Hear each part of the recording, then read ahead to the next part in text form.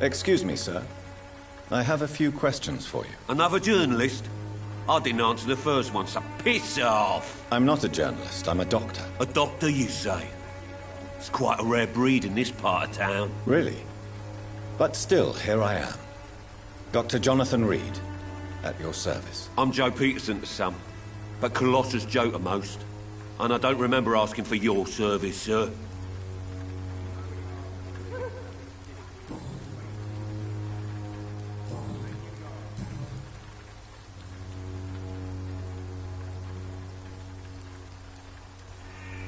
How did you become the local bully everyone is afraid of, Joe?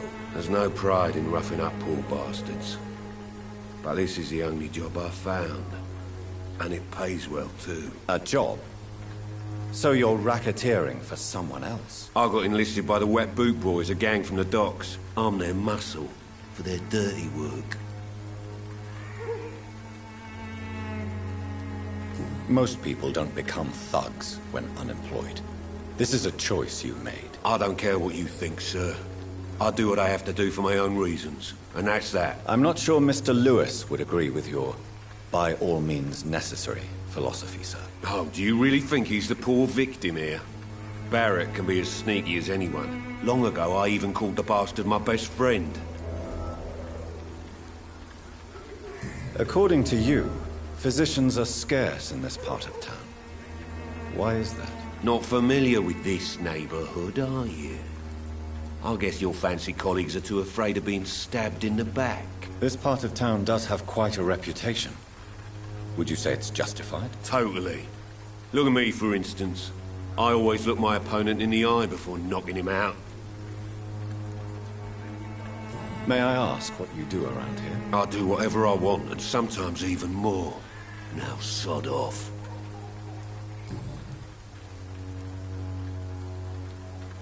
Have you heard of a nurse named Dorothy Crane? She's a colleague of mine, and is supposed to live around here. Dorothy Crane?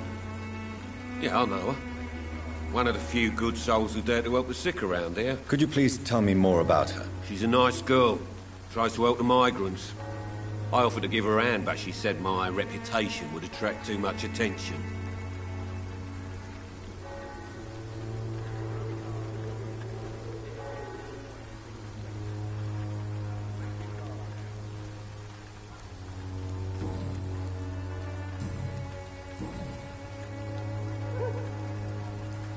May I ask what you do around here? I do whatever I want, and sometimes even more. Now sod off. Goodbye, Mr. Peterson. And let your guard down, sir.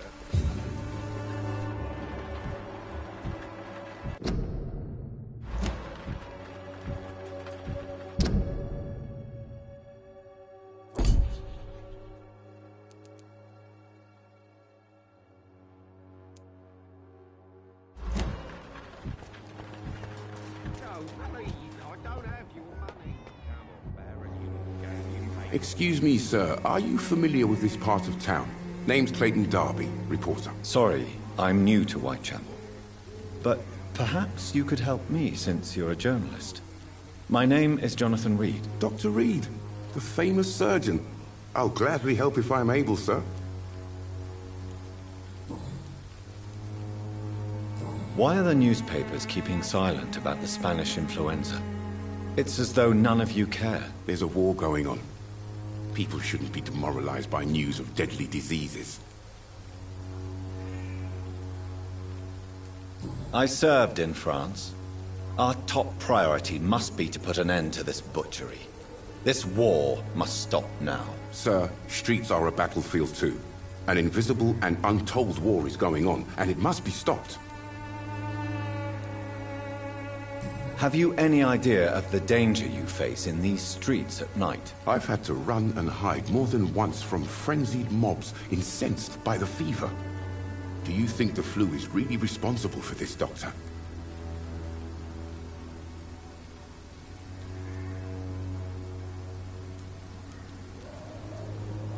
That science is unable to explain the facts doesn't mean there is no rational explanation.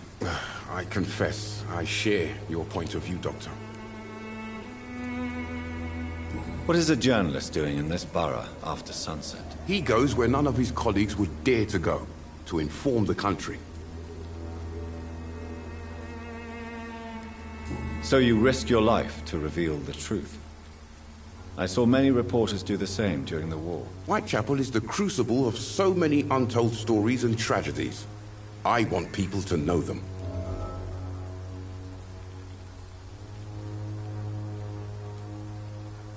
That's quite honorable of you.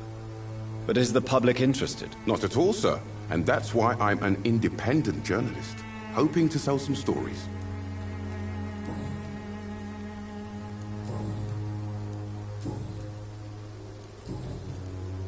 I heard you're investigating an underground medical dispensary in Whitechapel. What do you know about it? Not much, I'm afraid. They are wary of strangers, and I'm not really an acquaintance of theirs. Why do you care?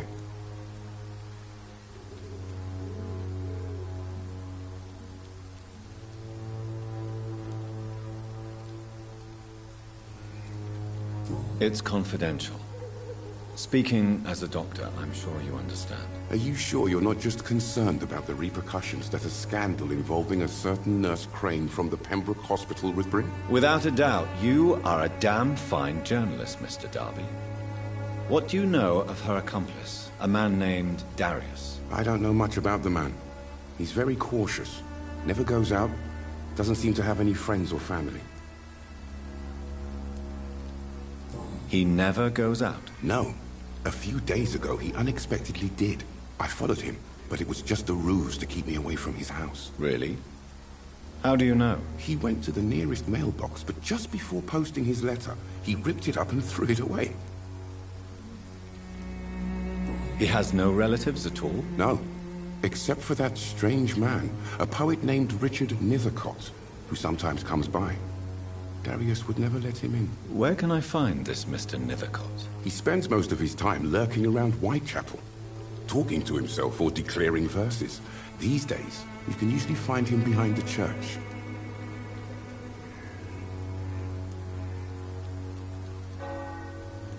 He never goes out? No. Really? He went to the nearest mailbox, but just before post... Goodbye, Mr. Darby. Farewell.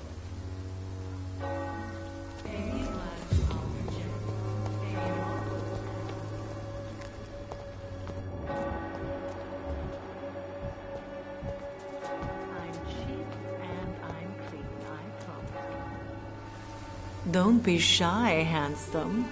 What can Christina do for you? I'm not looking for what you're selling. But I'd like to ask you a few questions, if I may. I'm a doctor. Dr. Reed. All right then, but be quick, though I usually get paid when I open my mouth.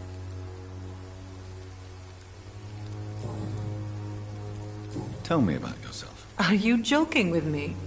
People don't usually come to see me for conversation. I have no interest in your work. I am, however, curious as to what led you into this career. Short story. The war, exile, and England. This country is not especially welcoming. I've been refused many jobs because of where I am from. I had few options left.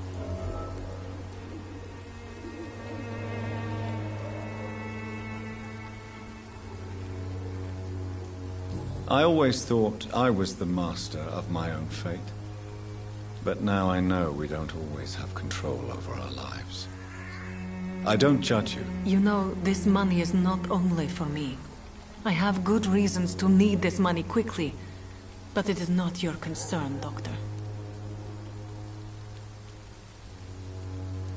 Tell me about yourself. Are you joking with me? People don't usually come to see me for conversation. I have no interest in your work. I am, however, curious as to what led you into this career. Short story. I always... You know...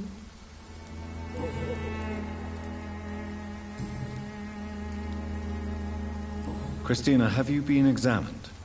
The epidemic is spreading fast in London, and you could be exposed. Or expose others. I don't like doctors or hospitals, but I don't like you asking questions. Considering your line of work, I assure you it is only a matter of time before you have health issues. If it is going to happen, it will happen. Right now, I need money. That's what's important.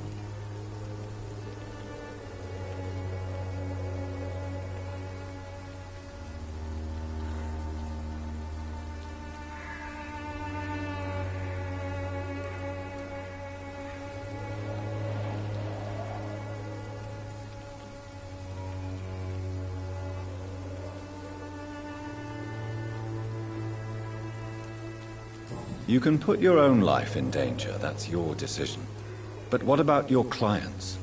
If you're contaminated, you will put them in danger too. And you think that would worry me? If you knew the men I deal with, their health would not be what you'd worry about.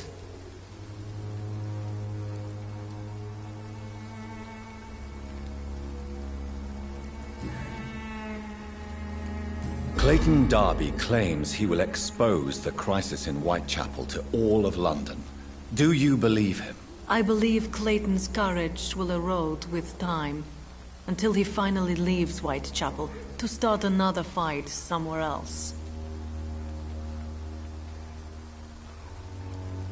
Why this skepticism? How can you speak about starvation if you've never been hungry? Or about poverty? Or anything else you have never suffered from? Are you talking from experience? I've seen your type come here to get a good fuck in a cheap room or a dark alley before going back to their fancy houses in the West End.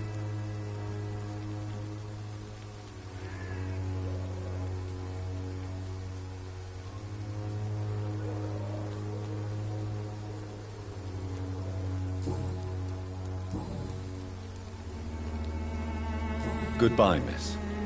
Take care of yourself as best you can.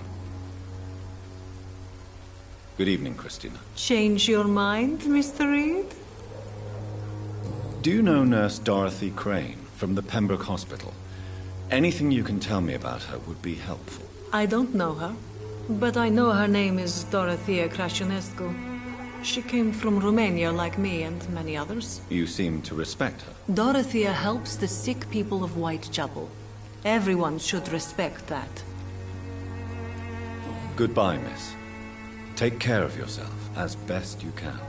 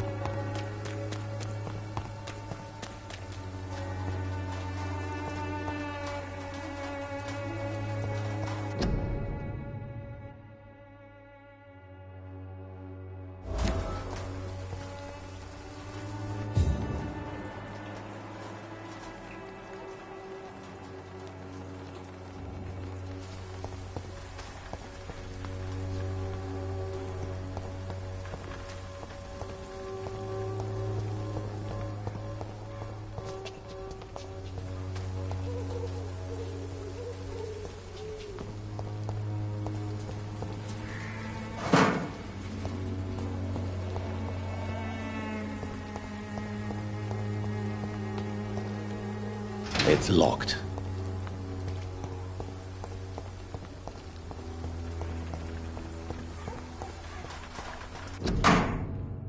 The content of Darius' letter to his children could give me more leverage to enter.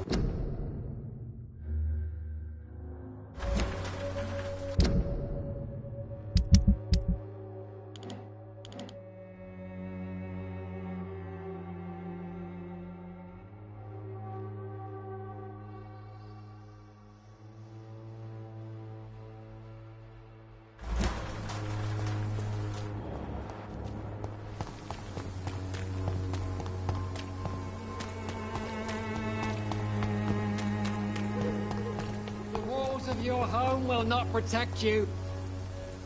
Forgive my interruption. Do not apologize, my son.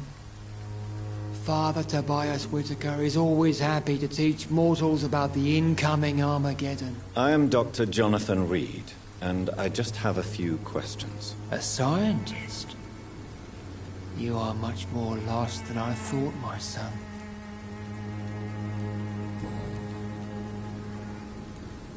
Have you any friends?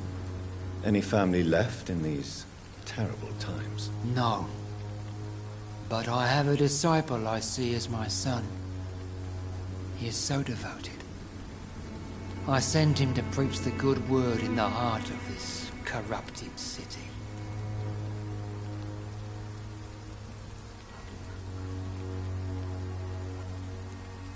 You sent him on some preaching crusade during the epidemic. As a true believer, Samuel will fear no evil while he walks through the valley of the shadow of death. Where did you send him? I sent Samuel to the Stonebridge Cemetery, where the pestilence and evil grows night after night.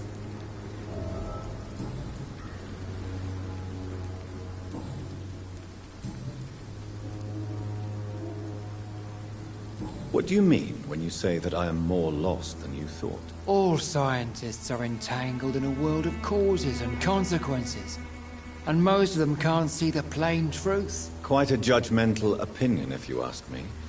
But what do I know? Blinded by science as I am. But you are seeking answers, aren't you? Answers about the Armageddon about to strike the city. Answers about the hidden truth.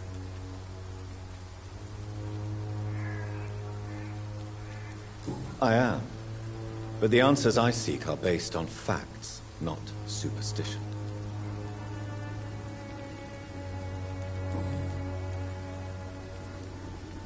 Do you know Nurse Dorothy Crane from the Pembroke Hospital? I'd like to know more about her. I don't like the liberal ideas of nurses, but I especially abhor that Nurse Crane you mentioned.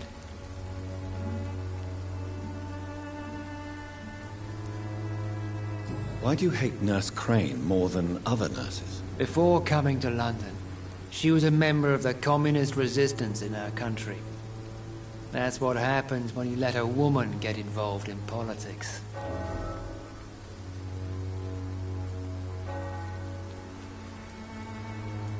So you're not exactly a fan of Florence Nightingale's work. But nurses are essential for modern healthcare. Nuns should be the only women allowed to take care of male patients. It's obvious only they have the necessary moral fiber. I have heard enough for tonight. Goodbye.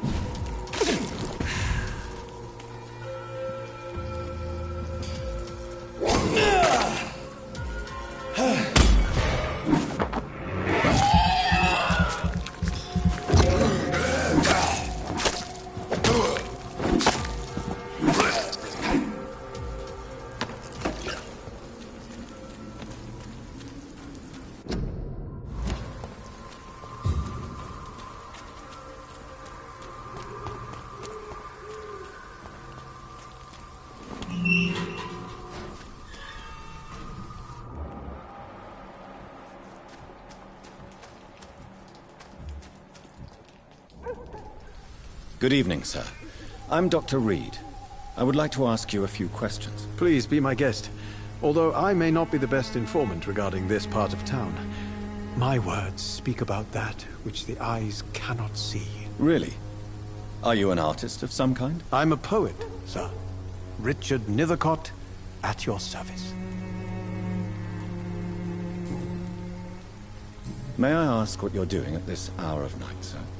Do you live here? Not at all. I'm just enjoying the pleasure of a quiet walk. Though night talks are always preferable, if you ask me. Especially with strangers. But are you not afraid of the epidemic? Oh, why should I? I see some equity in the Spanish flu. No flesh should be saved, say the scriptures. Good or evil, rich or poor, all are equal in the eyes of the flu. If you say so. But as a physician in a time of epidemic, I must caution you to avoid unnecessary exposure, sir. Thank you, Doctor.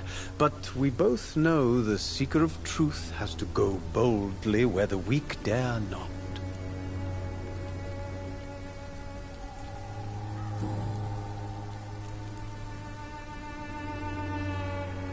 What are your thoughts on the terrible situation in this city? Terrible, you say? No. Of course, the death of so many innocents is a tragedy. But the scourge has not been all bad for the city. Oh, no, sir. What are you talking about? Do you remember London before the flu? Noisy, cacophonic, quiet nowhere to be found. And now, listen to this oddly peaceful silence.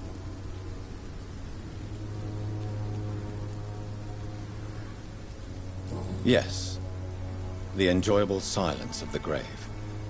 You have a unique perspective on the situation, I must admit. Most people fail to understand my perspective. I don't blame them. But how could I call myself a poet if I veiled my feelings? Are you aware that your life could be in danger in this part of town? But this is where I must be to feel the real beat of the city. I had to come, see it for myself, alone.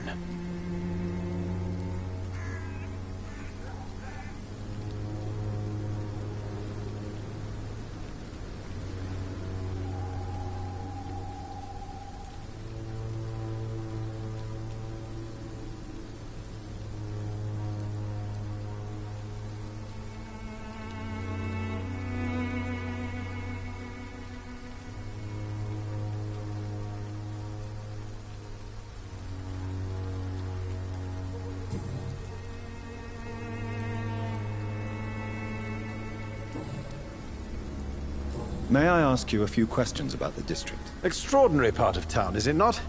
I'll be glad to help you, if I can.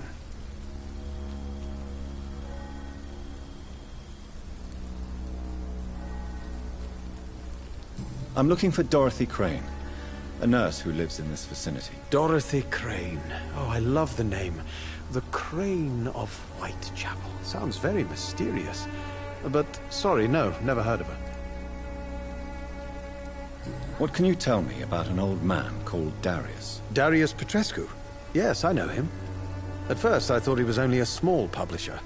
I invited him to publish my work, but his reaction was pretty clear. Not interested in your talent? Darius is an old political activist who takes delight in printing tracts and lampoons. Those communist activities only require mediocre writing skills. I'll leave you alone, sir. Darius is a bit less of a mystery now. It should not be that difficult to incite him to let me in.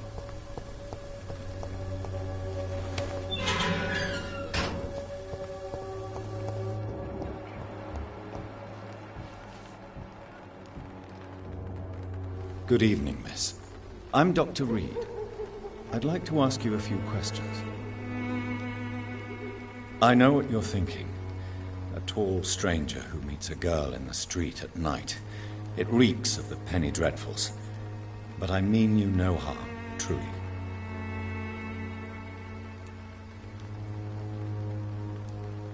I know you understand what I'm saying. Your silence has nothing to do with you being mute, does it?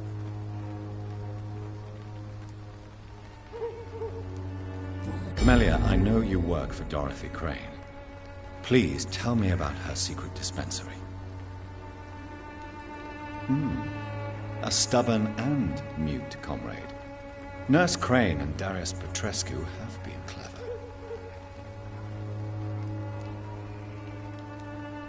Very well. Goodbye then.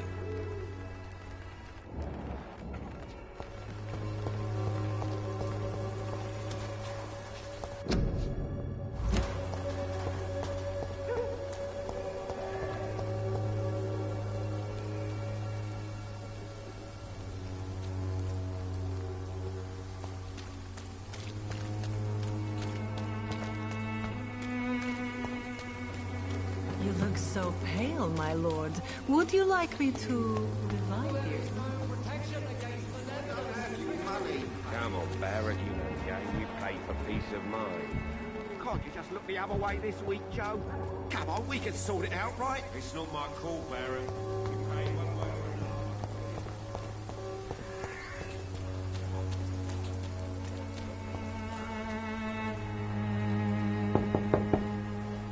Mr. Petrescu, just 1 minute, please. You again? Go away.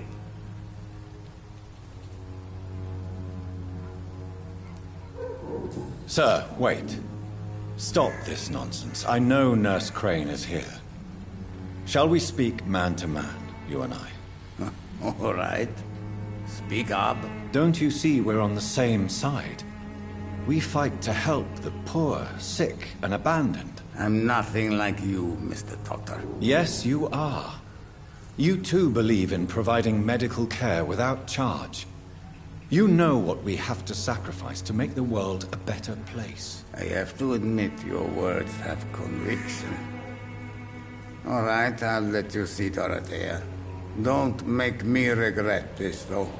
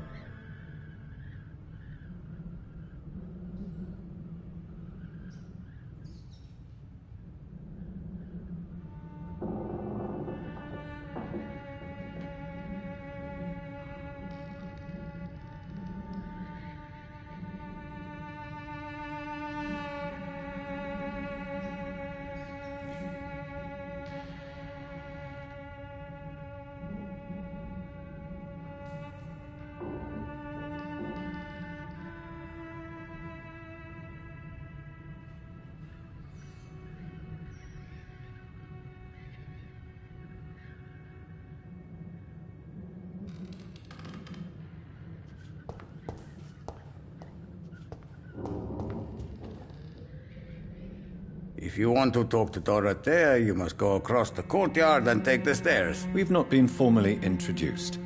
May I ask your name and occupation, sir? I am Darius Petrescu. I'm here to keep snitches and spies away from Dorothea. And I also run this little print shop. So Dorothy's real name is not Crane? Like myself and many people in this area, Dorothea is from occupied Romania. That's all you need to know. She seems important to the community. More than you can imagine. The West End does not want to hear of Whitechapel's misery. Dorothea is one of the few doing something about it. Tell me everything you know about Camellia, the mute florist. I do not believe in the afterlife, Doctor, but I'm almost convinced Camellia is an angel. She volunteered to give out our medical leaflets. Are you not worried for her safety? She is as brave as she is tough, and clever, too. If only I had met her when I was younger. Are you in love with Camellia, Mr. Petrescu? Don't be stupid. If I had met her when I was younger, we could have won our revolution. Who is she, really? Do you know where she's from? She's not from around here, that's all we know. Camellia is not even her name. It's her favorite flower. You say she has no close family? Well, there's that awful poet who constantly follows her around like a lost puppy. A good man for sure, but a very poor writer.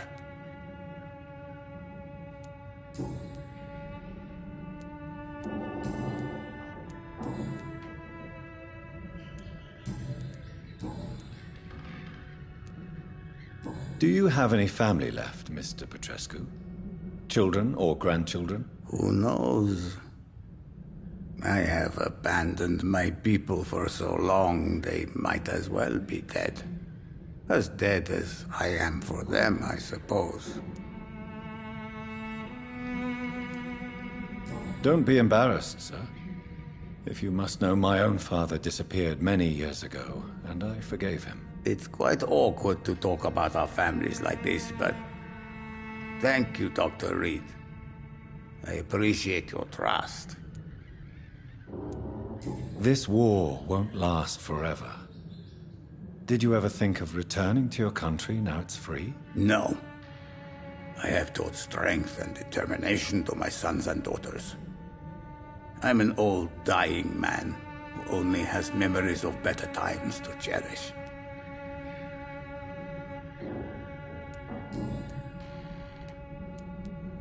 How did you meet Nurse Crane, Darius? Why does she trust you? I'm her oldest friend in England. Dorothea and I share many ideas about this country and about the country we left. You mean occupied Romania, don't you? Even if not directly, I fought against your enemies. Really? Then perhaps you have more in common with Dorothea than meets the eye, Dr. Reed.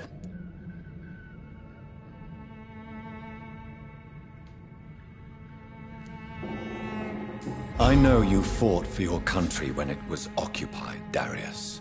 Tell me more about it. I know my days are numbered, and I know I won't see my homeland again. But I fought for Romania all my life, and I will until my last breath. But Romania escaped the grasp of the Austro-Hungarian Empire. It's a free country again. But it's not the country I fought for. My homeland is not appeased, Doctor. And I still see a dark future ahead for my people.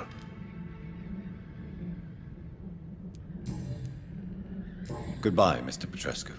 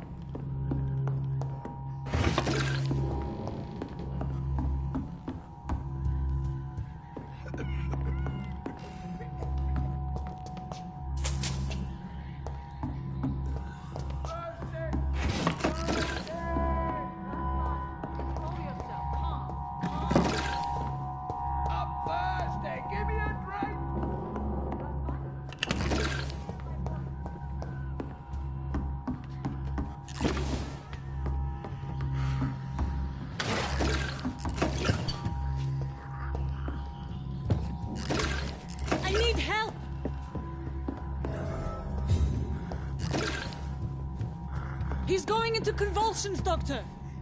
What do we have here, nurse? Patient Razvan Vasily. High fever running on 3 days. Complaints of dizziness, muscle aches, and head pain. Diagnosed with influenza. Treatment? Aspirin and salicin for the fever and discomfort. Liquids for dehydration, but he's having trouble keeping even water down. Thank you, nurse. Anything else I should know? He did lose consciousness this morning, but he's never had convulsions like these. He's not convulsing, he's choking. He's not getting any air. Scalpel! Hand me that scalpel! What can I do, Doctor? It's too dangerous to operate with these convulsions. Sedative, nurse. Do we have any anesthetics? I'm sorry, Doctor. None at all.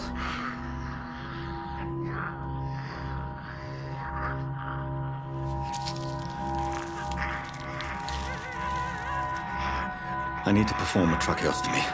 Short pipe. That rubber tube will do. We're going to cut a passage for air through the neck. Yes, Doctor. He's breathing again, but he's coughing up blood. Internal hemorrhaging. I need to make another incision into the chest cavity to drain the fluids from the lung. Prepare another tube. A thoracostomy. Doctor, we've nothing to fight the infection. We need an aseptic environment.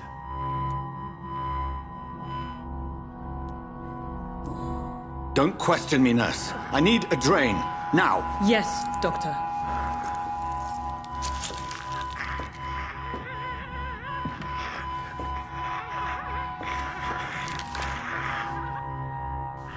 He's still bleeding, Doctor. I'm losing his pulse.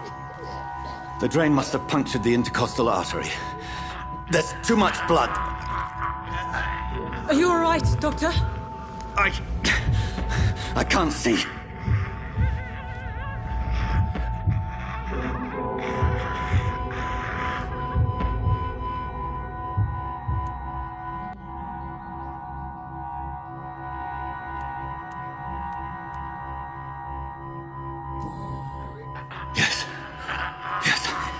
I have this, nurse.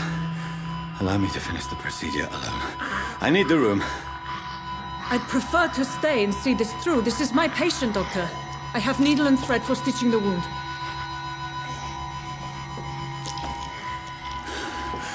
Good. The stitches are holding. How's he doing? We're losing him. We've lost his pulse. He's dying, Doctor!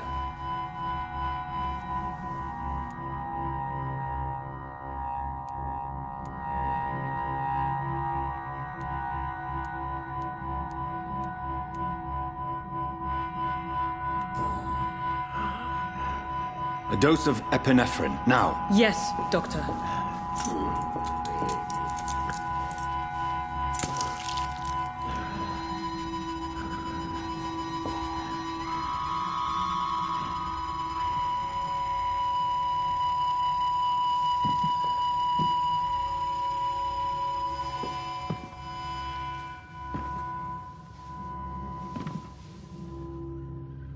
We've lost the pulse.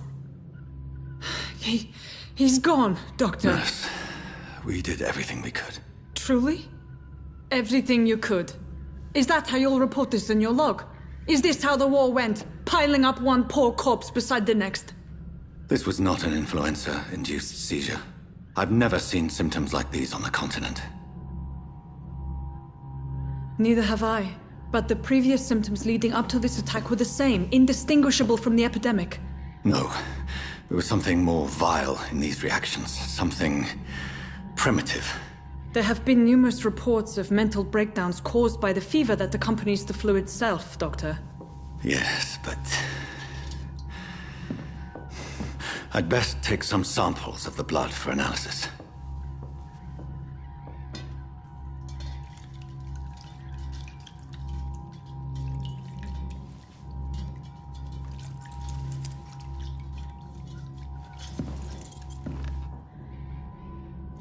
You're here to test my bedside manners. I suspect it was more than intuition alone that led you to us. So, how might I be of service, Dr. Reed?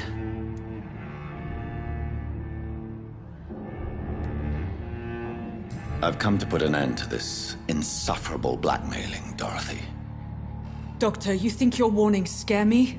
I've stolen and plied, blackmailed and lied, but what else am I to do? I'm all these people have. But why Lady Ashbury? Why her, of all people? She's pristine and proper, all right. But that she-wolf in sheep's clothing murders the poor for sport. I have her where she belongs, and I'll milk her for all she's got.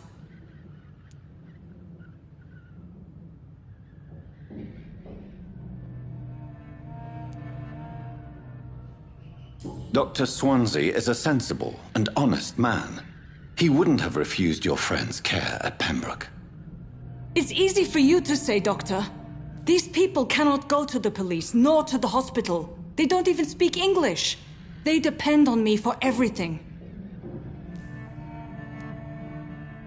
So, the end justifies the means. Is that your defense? I know you're kind, Doctor. Just another fine-heeled, silver-spooned gentleman who was given the world on a platter. You know nothing of poverty. Nothing of the shame, the hunger, the loneliness.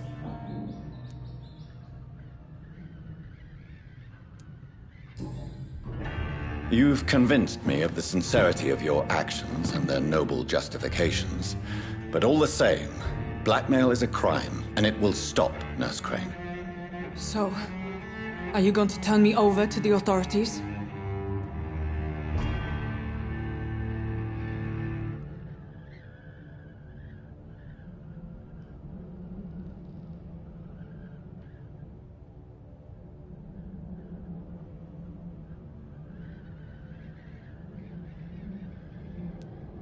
Listen very carefully, Dorothy. You will erase from your memory everything you pretend to know about Lady Ashbury and Pembroke Hospital. Let that rich bitch off the hook over my dead Nurse body. Crane, enough. Listen as if your life depended on every word. I know you've a generous heart who gives freely to those in need, but you shall walk away from the shadier streets of your business. I will never abandon... Dorothy, the discussion has come to a close. Your clandestine activities in the Resistance are over. Let it go. I'll let it go. Yes. All gone.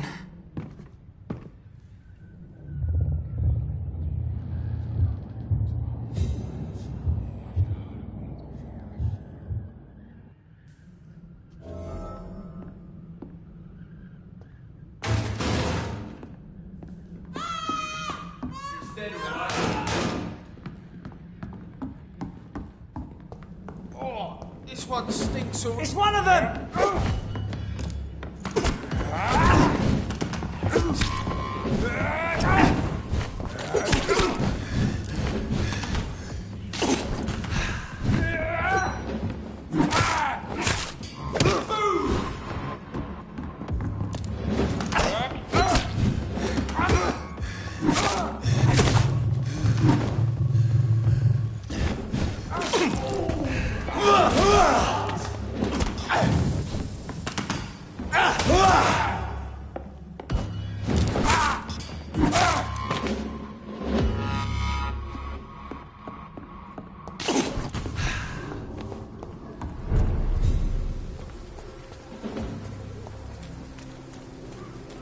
Don't come closer.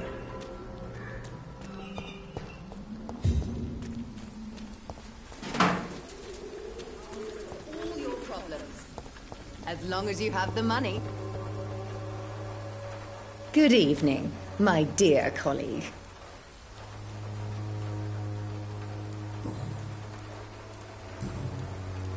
Goodbye, Miss Swanborough.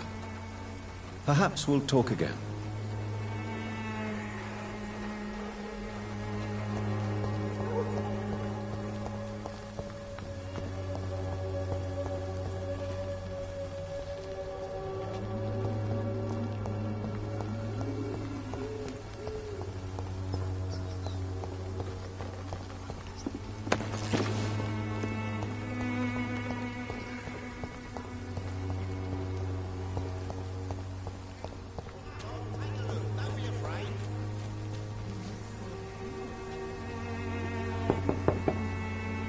Hello, young man.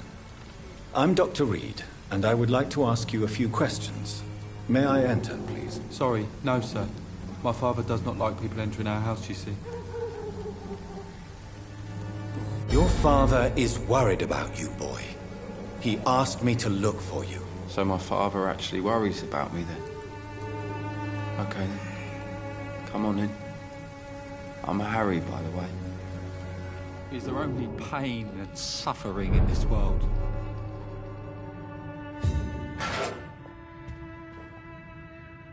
So, may I ask you a few questions? I'm not bothered.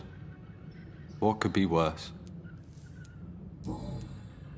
Do you need any medical help, young man? Yes, I do. I feel so tired. I don't know if it's the epidemic, but everything seems so hard. I will see you later.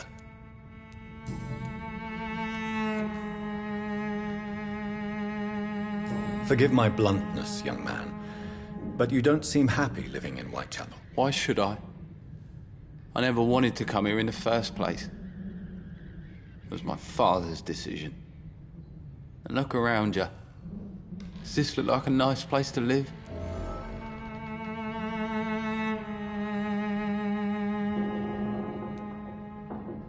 This place is awful, I agree. But does that not mean your situation can only improve? That's exactly what my father says. Harry, you should be grateful for what you've got. But I wasn't even consulted when we moved here. How do you feel? I'm fine.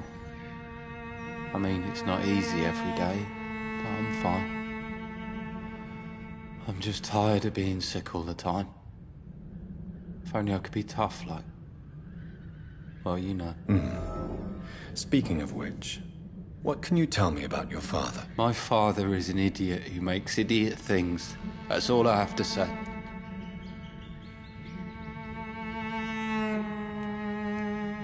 If life here is so terrible for you, why don't you just leave this place?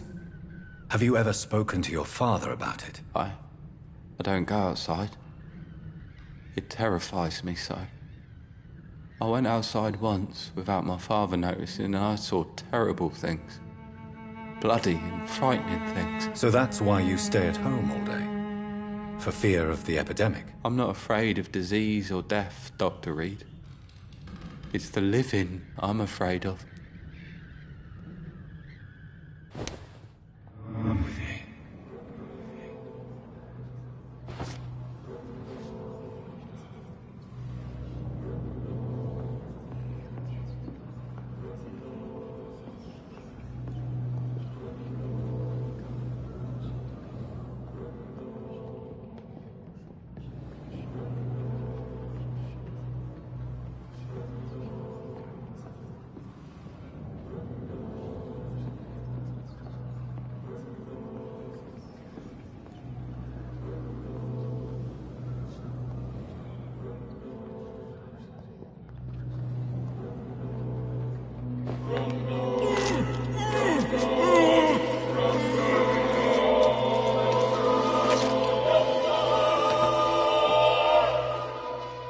Death is so cold.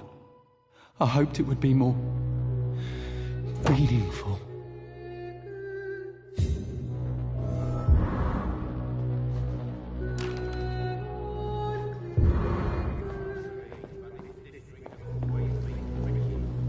It's locked.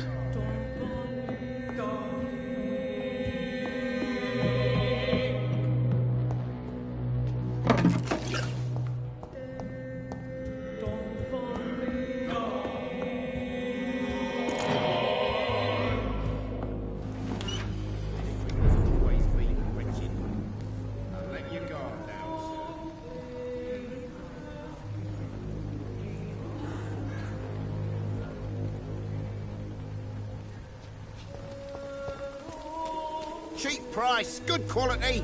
Come on. Fancy buying something, sir? You never lose your focus, do you? Right then. Show me what you have.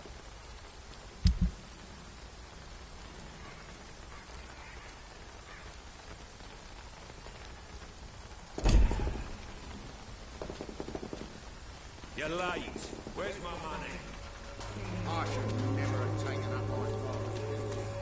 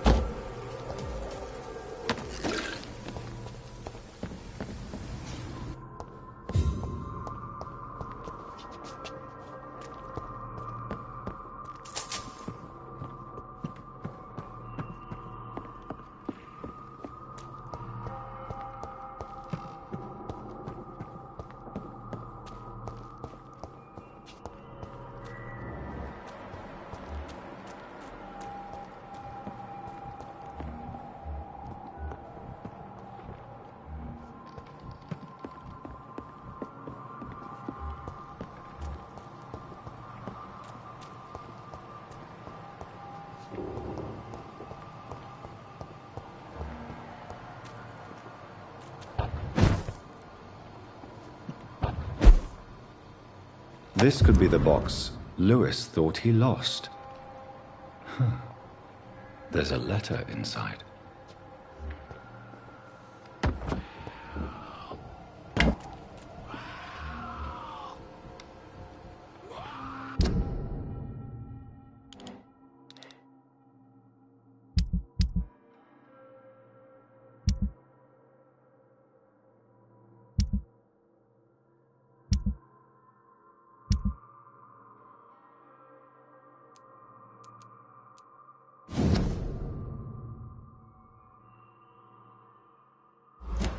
A love letter from Joe Peterson's wife, addressed to Barrett Lewis. Who should I give it to, I wonder?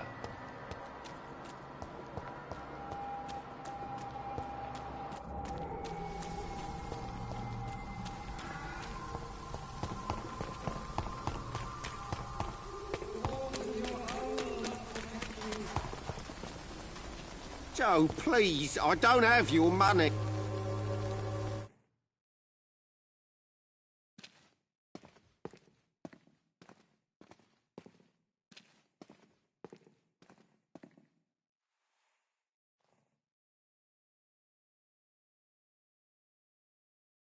Fancy buying something, sir? You never lose your focus, do you?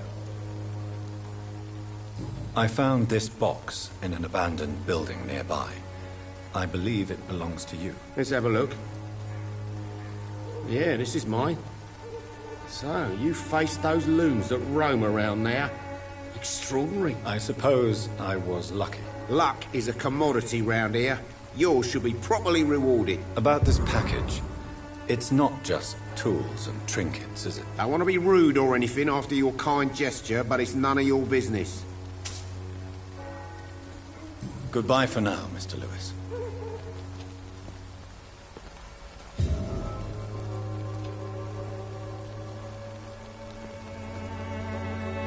I should never have taken up my father's business.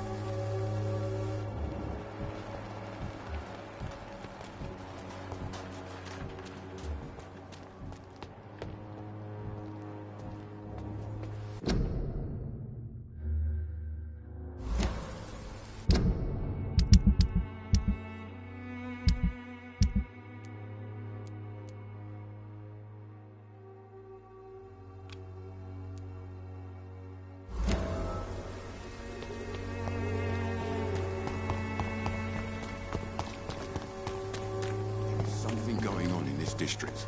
I don't know what. Like a secret or a plot, I must reveal.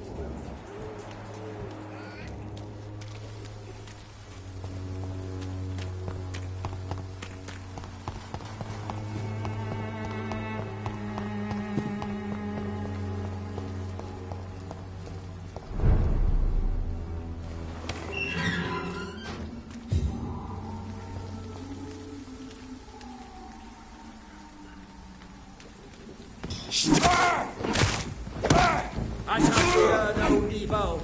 Die, vermin! Oh my god! The power of the Lord commands you!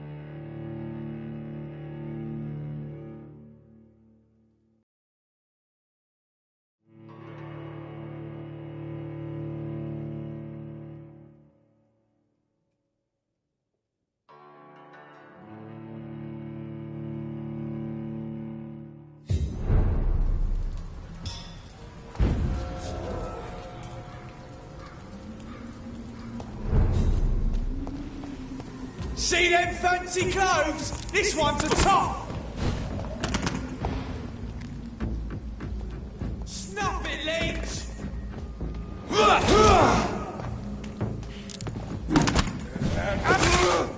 Die, vermin!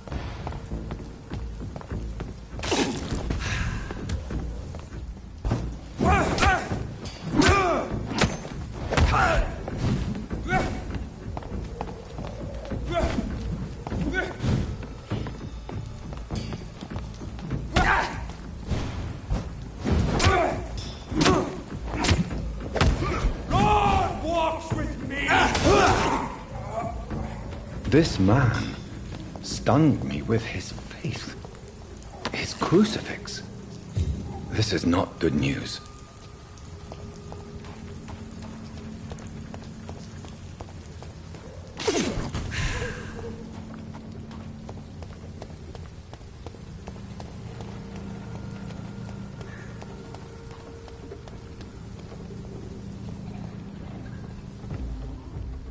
Step away, sir.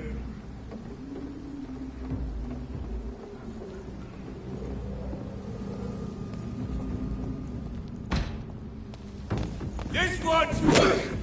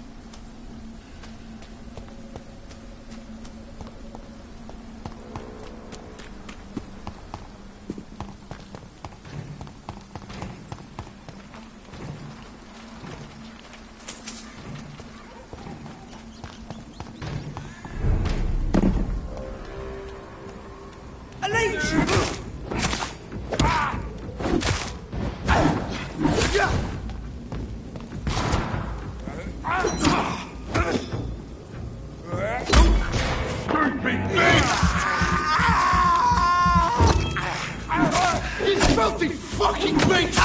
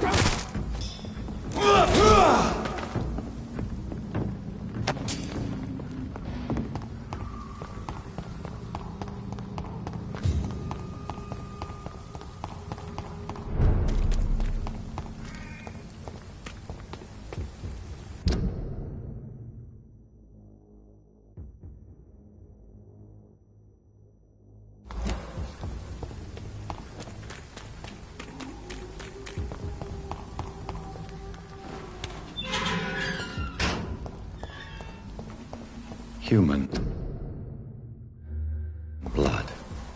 Whoever left these marks did so deliberately. Kill it, boy!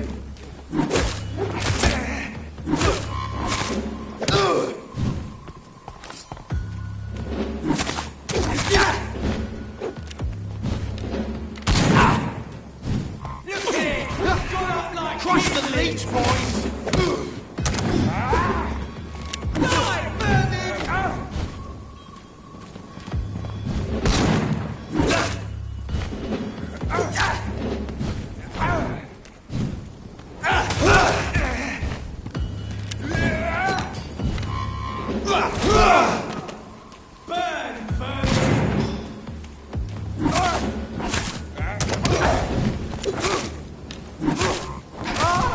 Filthy fucking beast!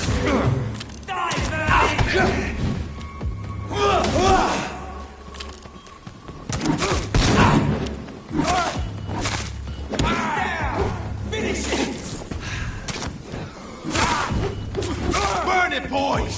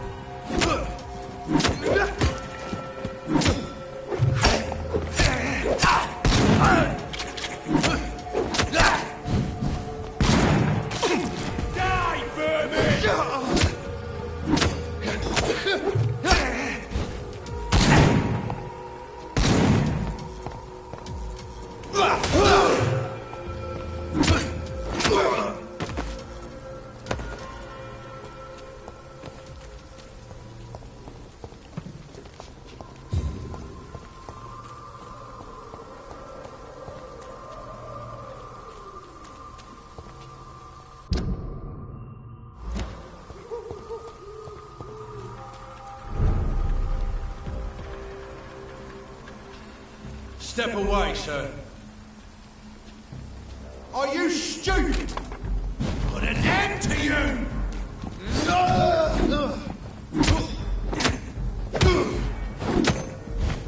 You deserve no mercy!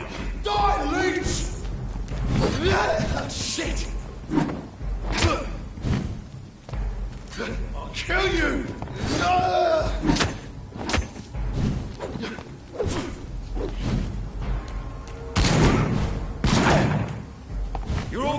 pay for what you did.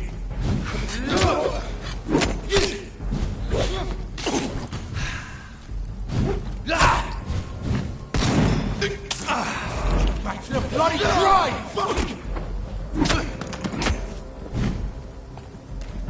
Snap it, leech! Don't die too quickly. I wanna see you. Back to the bloody grave! Die, vermin! You deserve no mercy!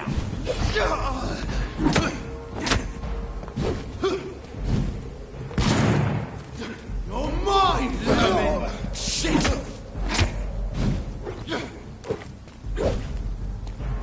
Bloody monster! Don't die too quickly. I want to see you suffer. You're mine, vermin! Put an end to you! How many children have you got?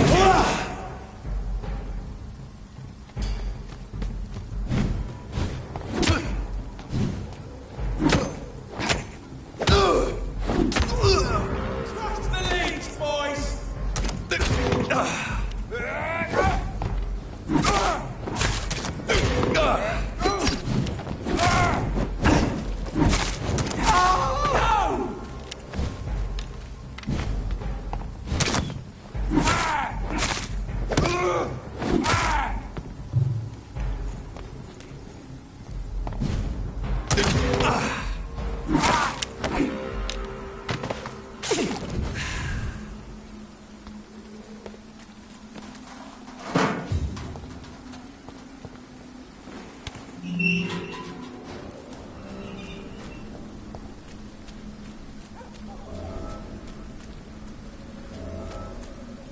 Somebody help!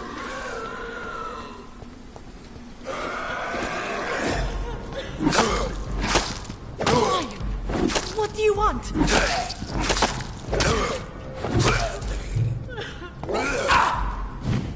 Somebody help!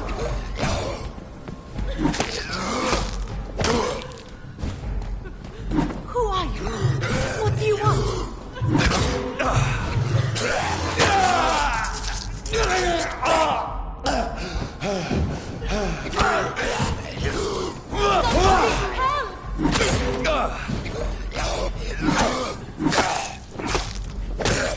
Who are you? What do you want?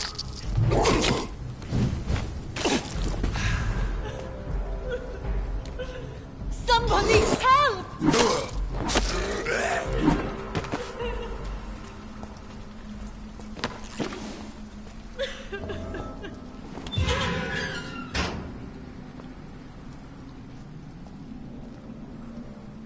Are you all right, miss? I don't know. Who were those people? They wanted to kill me. Why? They've lost their minds in the epidemic. They won't come back for now. You seem to know a lot about them, sir. I'm Dr. Jonathan Reed. I'm investigating this disease. I am Haxyn. Thank you so much for helping me, Mr. Reed. I must go to the cemetery now. Goodbye.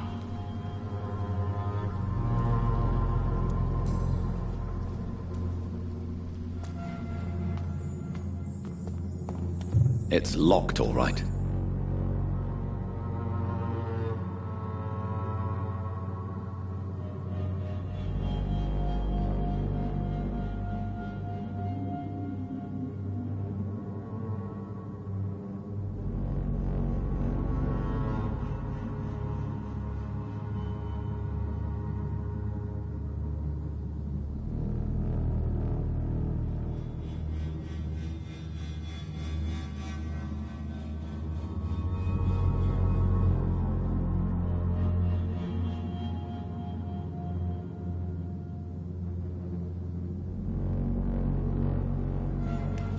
Carnage. Is Father Whitaker's disciple among the bodies? This man's far too old to be Samuel. No. By the look of his clothes, this man's a docker.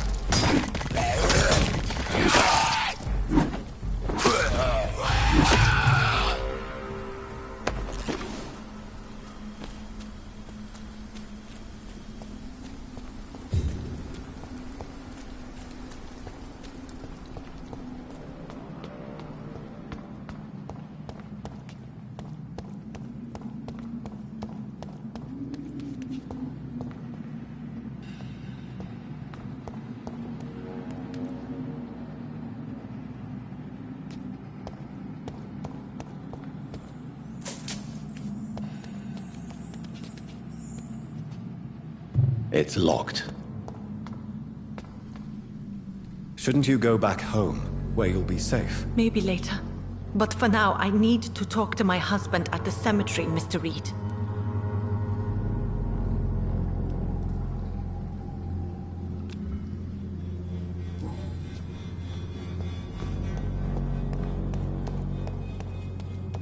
Samuel isn't here.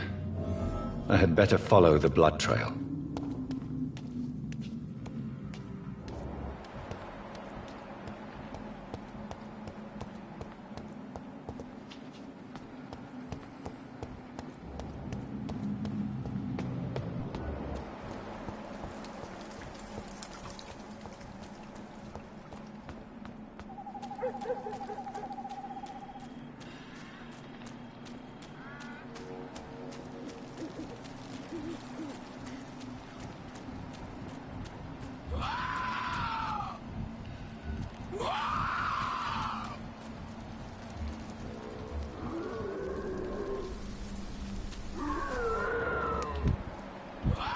As I feared. Samuel no longer preaches the good word.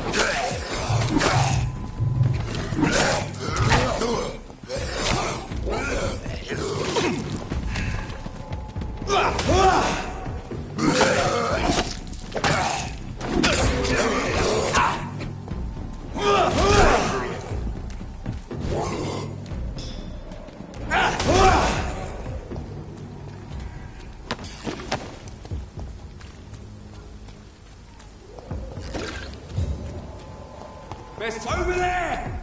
There's more!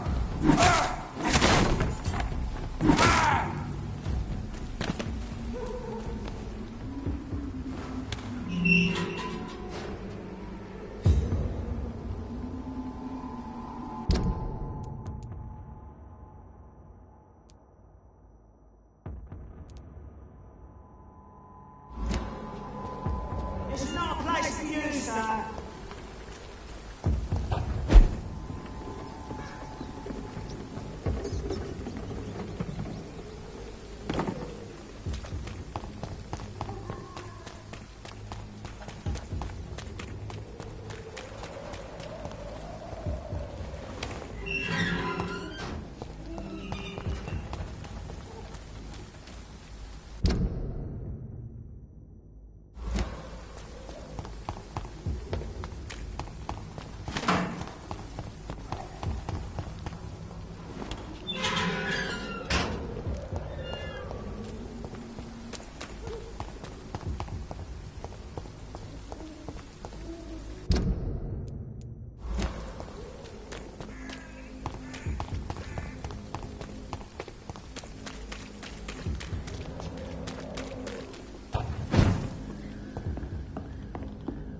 I cannot enter.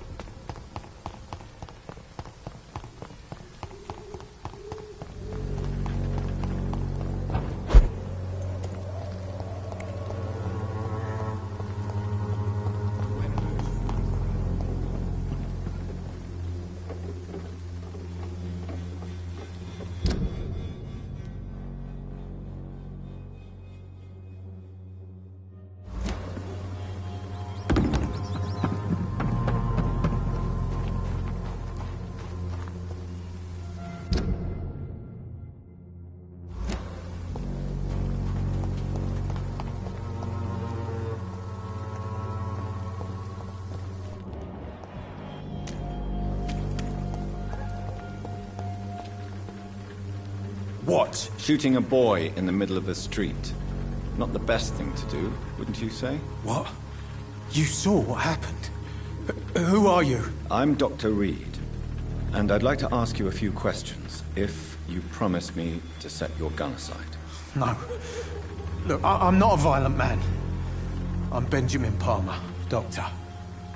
And no one can help me. Not even you.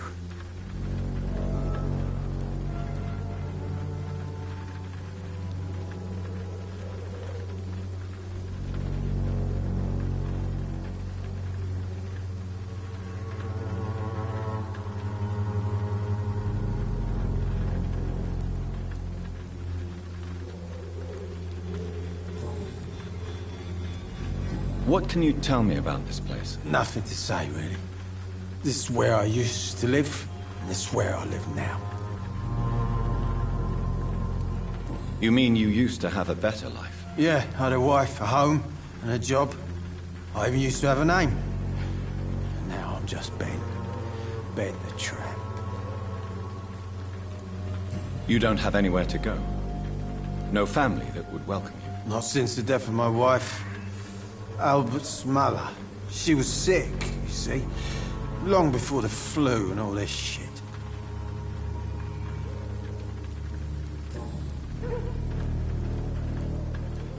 Perhaps you could focus for a moment and tell me your troubles. I'm sick, broke, and my son just stole my pills. Everything's coming up roses.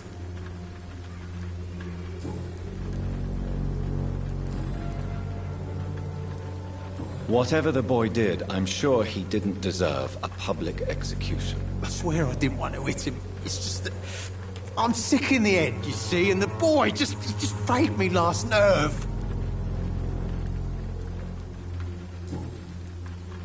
I have found a very interesting letter. Your son planned to prove his worth to the gang by stealing your medicine. Oh, I see. So the little bugger thought he could use his dad to build a reputation. The gang's recruiter was dead when I found him. Perhaps you should take better care of your son. I love my Albert, sir. Believe me. It's just... well, I'm an arsehole, I suppose. Anyway, thanks for the letter. This is for your trouble. A gun, alcohol, and a bad temper make a terrible cocktail, sir. Goodbye for now.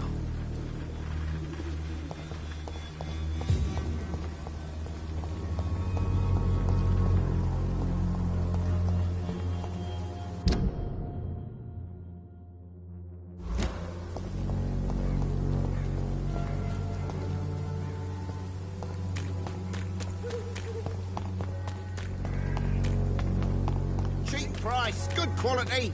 Come on, take a look. Don't be afraid. For there is no protection. Good evening, Mr. Whitaker. It's Father Whitaker, my son. So, are you still lost in your rational delusions?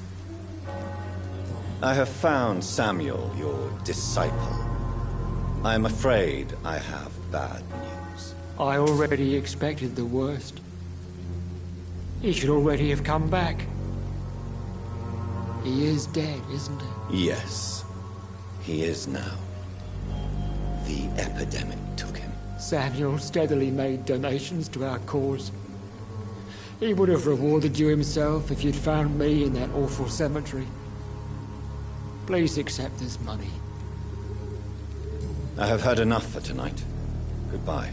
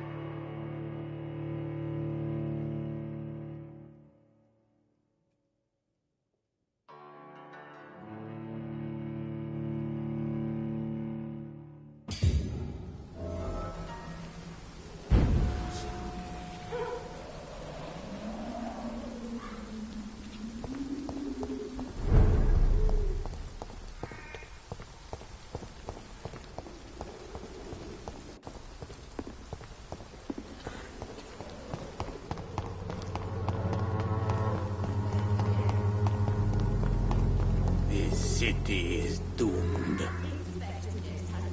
Good evening, Mr. Petrescu.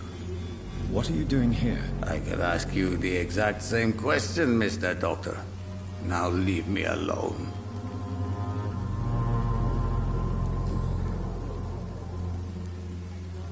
Are you living on the streets, Mr. Petrescu? And why not?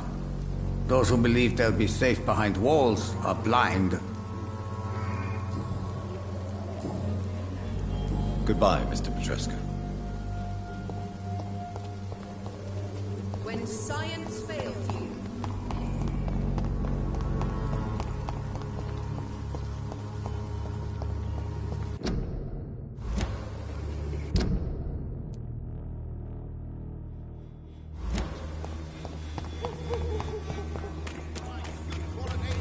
Come on, take a look. Don't be afraid.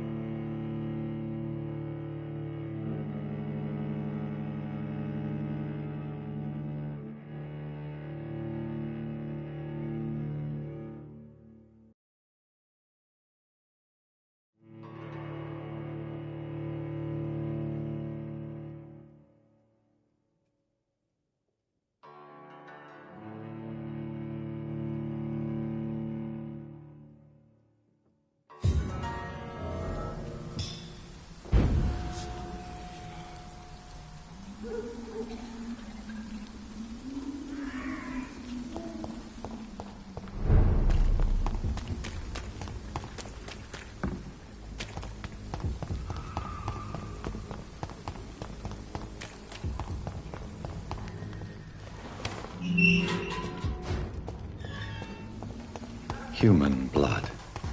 Whoever left these marks did so deliberately.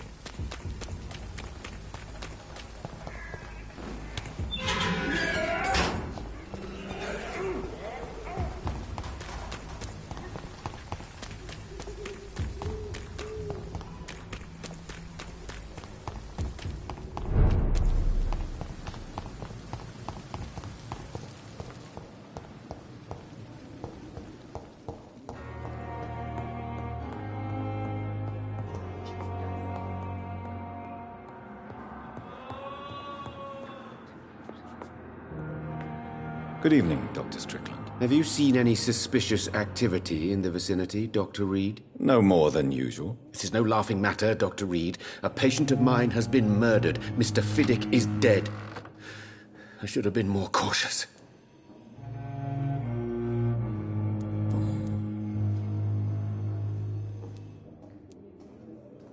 Why are you blaming yourself for the death of Mr. Fiddick? It is our fault. Mr. Fiddick has stayed longer than needed here because Dr. Ackroyd and I could not agree on the correct treatment. This argument has nothing to do with his death. He was murdered. But if we had performed the surgery sooner, he would have left the hospital and avoided this fate. What is troubling you so much, Dr. Strickland? Is there something else? I had to meet face to face with the son and daughter of Mr. Fiddick this afternoon.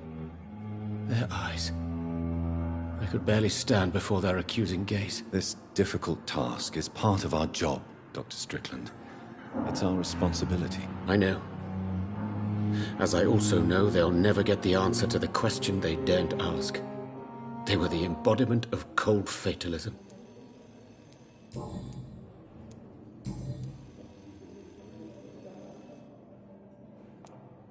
What do you think of Dr. Ackroyd's aversion to modern medical methods? It's a shame he's so narrow-minded. Dr. Swansea taught me that science is about exploring uncharted territory. I'm convinced that's true. With the influenza and all that's going on, you should put your differences aside, don't you think? Why is it so difficult to work together? I believe that if Dr. Ackroyd had been the one to discover the transfusion process, he would be the first to recommend its use. So you believe it's just a question of jealousy and pride? Dr. Ackroyd is... Goodbye, Dr. Strickland.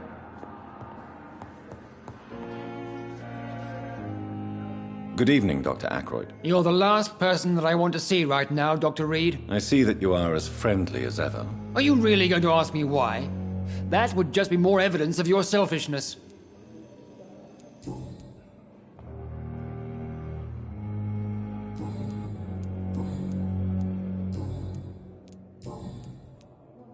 How do you think these recent events will affect the Pembroke Hospital? I am not blind.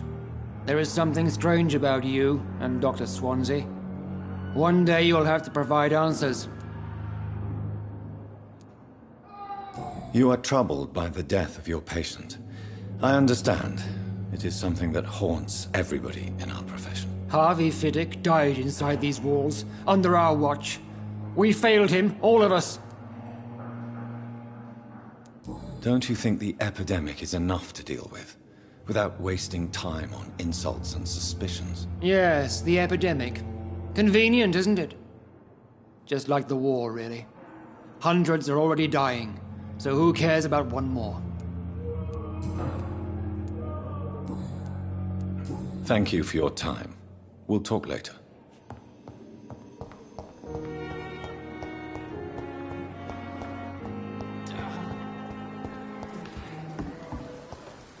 And I thought last summer's epidemic was difficult.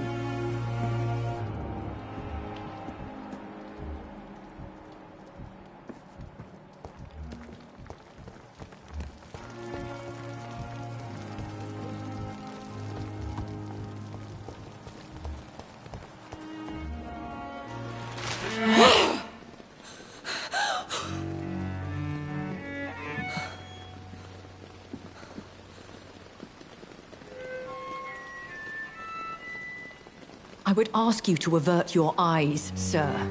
Or did you not know it was rude to stare? I knew it. Speak up, Dr. Reed. I like a man who speaks his mind.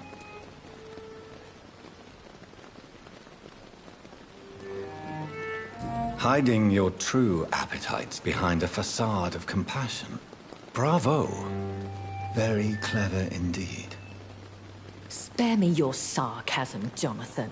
You are but newly born in this world.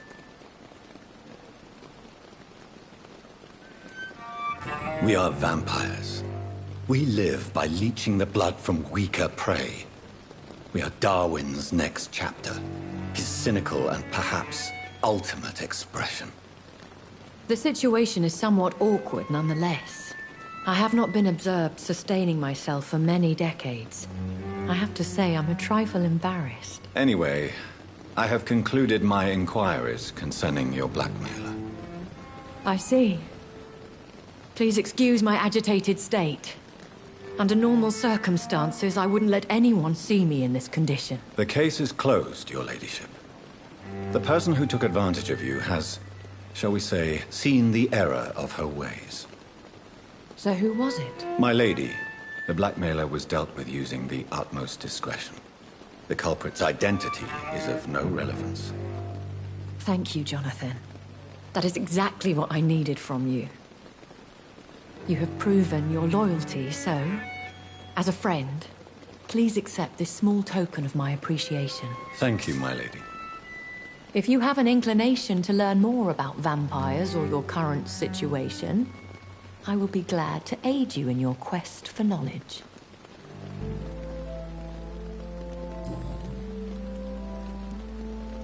Why does Dr. Swansea allow you to feed on the patients of the hospital? Dr. Swansea is a good and compassionate man. He is trying to find a solution for our hunger. Until that happens, he is clever enough to understand that I only feed upon the dying. And no one suspected you of the murders? As you well know, suspicion has recently fallen on me of killing for pleasure. But you have my word, Jonathan. I take no pleasure in taking a life. What do you know about this Brotherhood of St. Paul's Stole? The Brotherhood is well known amongst London vampire society. As long as our kind is discreet, and as long as they do not interfere, we have come to a mutual understanding. I know this is beyond the pale, but may I inquire your age? Really? And I thought you were gentlemen. If you must know, I'm 27. I've been 27 for a long time now, and 27 I shall remain. And who bestowed upon you this eternal youth? My maker. He left this isle a long time ago. Very well. But I believe there is more to this than you are saying. A lady has to have some secrets. Why did you save me in the canning factory? I could hardly stand by and watch such a promising young blood as yourself be torn to shreds by some gutter scowl. William Bishop wasn't the vampire that created me then? No, Jonathan. Whatever their strength and demeanor, Scowls are the progeny of careless vampires. It cannot be the other way round. What type of vampire is a Scowl? Not a true vampire.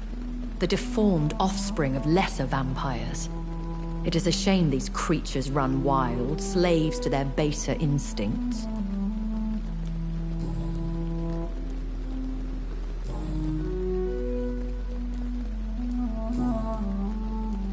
I've been away from London and England for 3 years. This isn't the city I remember. Things have gone from bad to worse here, Jonathan. I've lived in this city for a long time, and I've never seen it like this. The Spanish flu has hit London that bad? Yes, but it's not just that. I've heard things.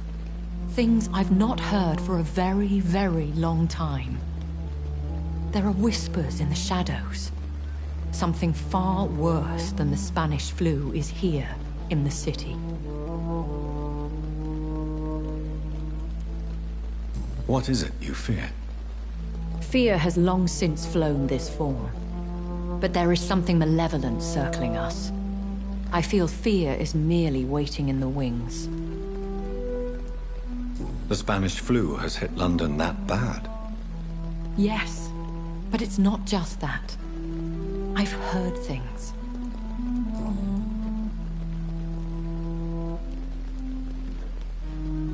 Are there many vampires here in London?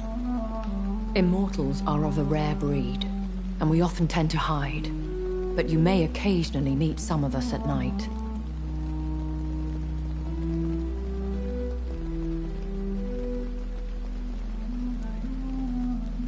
Do you know any of them? Have you an idea of the identity of the vampire who attacked me? You mean your maker? No, Jonathan, I have no clue. But I fear he or she is as careless as cruel. To let you discover your new condition by yourself. What do you mean? Every now and then, you may discover an immortal in the deep of the night. But we are a rare and reclusive breed. Our progeny is almost never accidental. Will they all be as affable as you, my lady? I do not see why not. But remember, even the shark smiles before he bites. That sounds like a lesson from experience. Vampire politics are as intricate and sometimes tedious as a game of chess in a gentleman's club. I've learned from experience it is best to decline to play.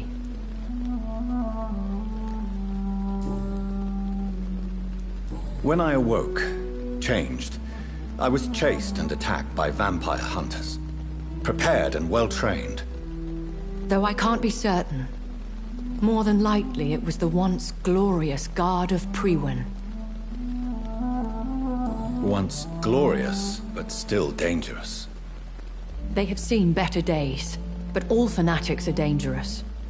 You would be wise to stay clear. They are sworn to destroy our kind. You make them sound like some sort of cult. More a society. And like all the best ones, a secret society. I thought them almost gone, but it seemed they have been recruiting.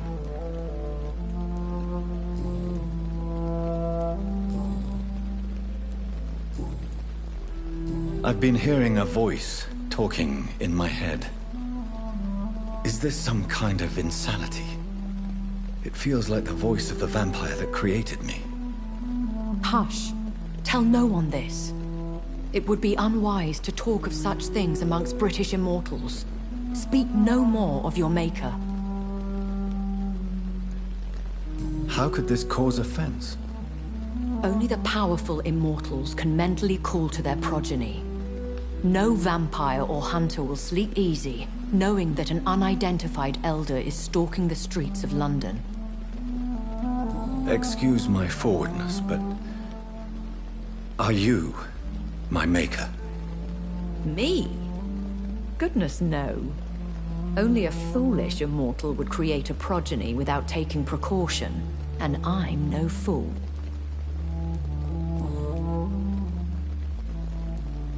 A vampire? Is that what I am? What we are? Such a crude word, defined by penny dreadfuls and drunken hacks. No. You are now an Ekon, and that you shall remain. Are you an Ekon too? Yes, I am. We are the closest thing to what man refers to as vampires. Forget what you think you know about us. So we are Ekons. How can I identify us amongst other vampires? How to put it? All Ekon are vampires. But all vampires are not Ekon. We are but a branch of the immortal tree.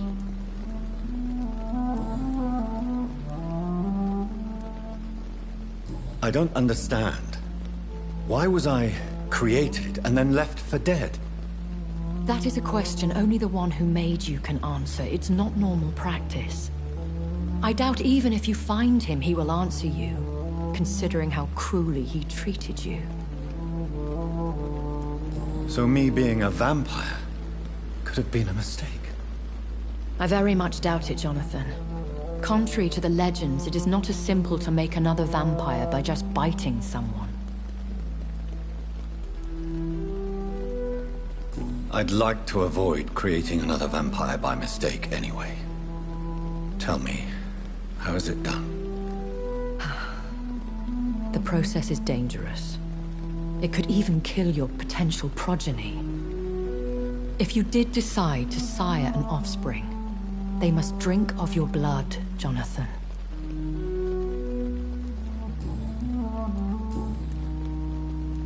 I bid you farewell, for now, my lady. I must quickly analyze the blood I took from Nurse Crane's patient.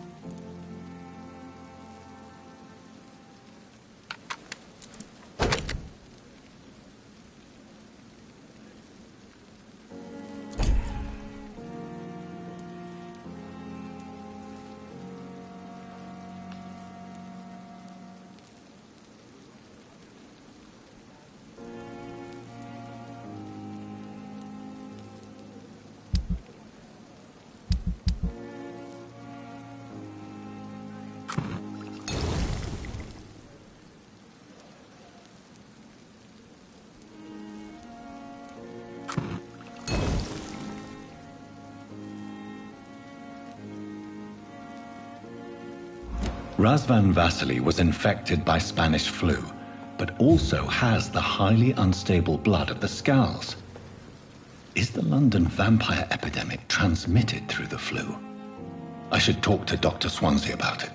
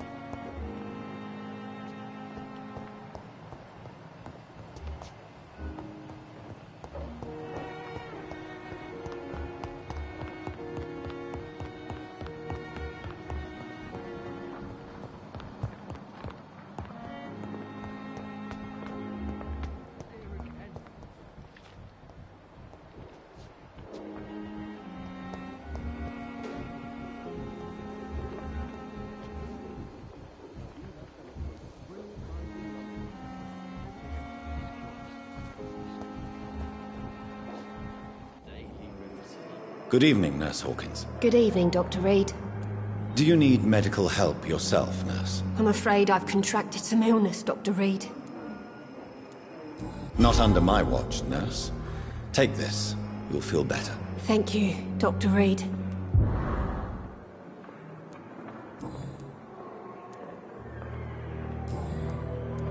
Goodbye, Nurse Hawkins.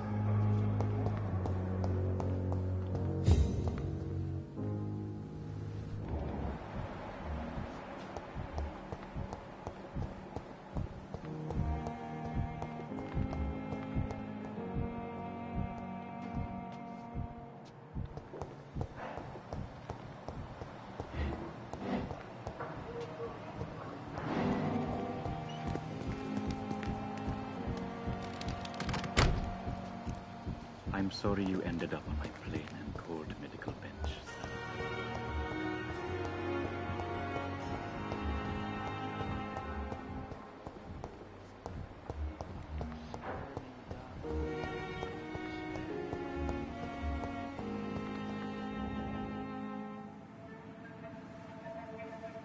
You don't mind if I search your pockets, do you, sir?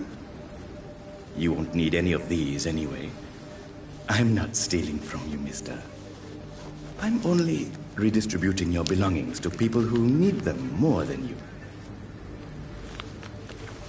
You see, no one has claimed your body, sir, so it would be such a shame to bury you with your valuables.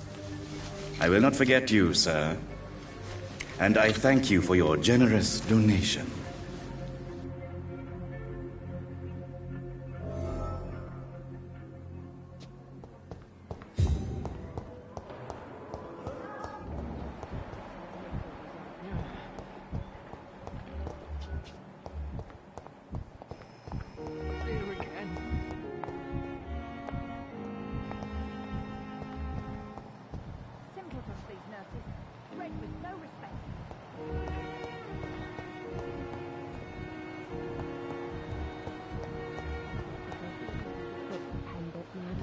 Corner.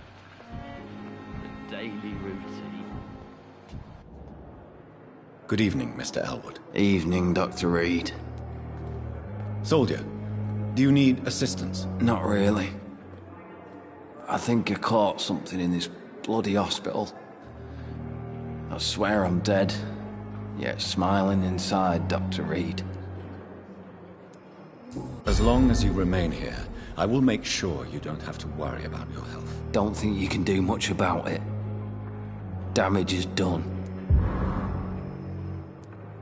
Goodbye for now, Mr. Elwood. Damn. The pain. It's here again.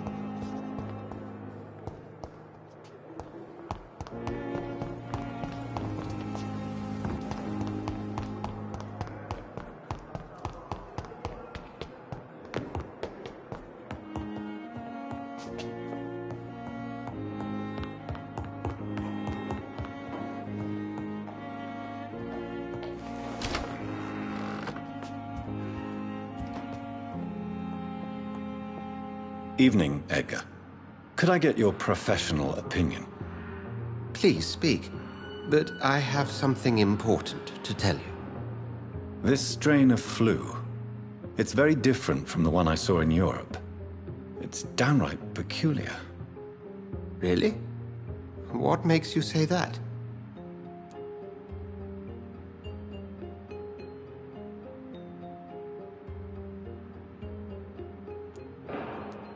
We're facing something new here, Dr. Swansea. Something terrible.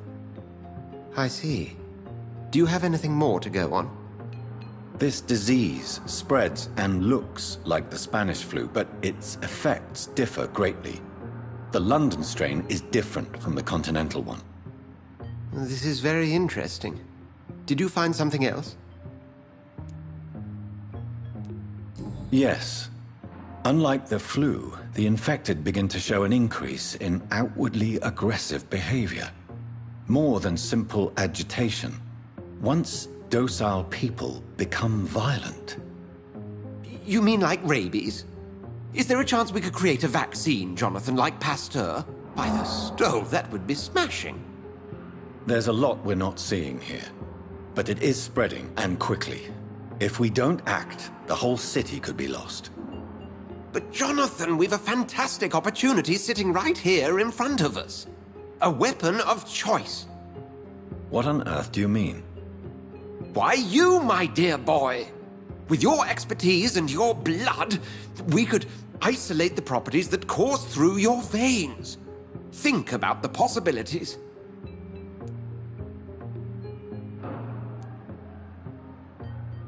And why not? What did Stoker say about the Children of the Night? Well, using my blood, I could create a whole army of vampires. Surely you're joking. We'll discuss this more later. Thank you for your time. No, thank you, Jonathan. But as I said, I needed to talk to you. I have some rather bad news. Yes? I'm afraid it's your sister. My sister? She's to be buried this evening at Whitechapel Cemetery. Your mother published the obituary this morning. I see. I'm sorry, Jonathan. Please accept my condolences.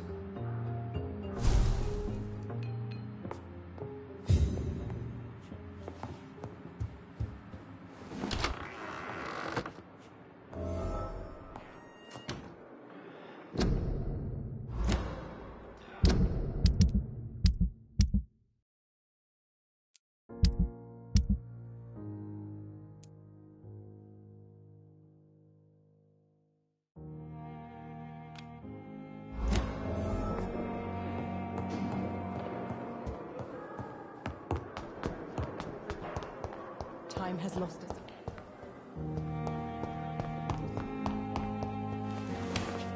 I never thought I would have to attend my murdered sister's funeral. Mary, I can't forgive myself. I'll find the truth about what happened to us. I swear.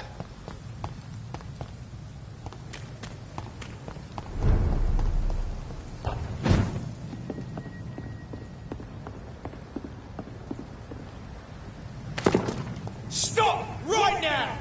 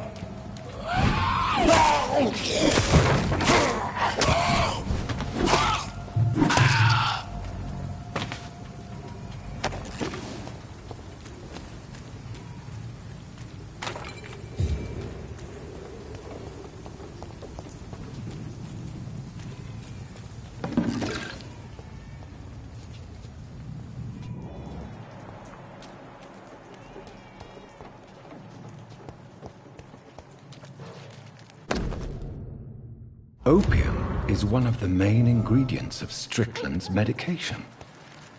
Never a good move.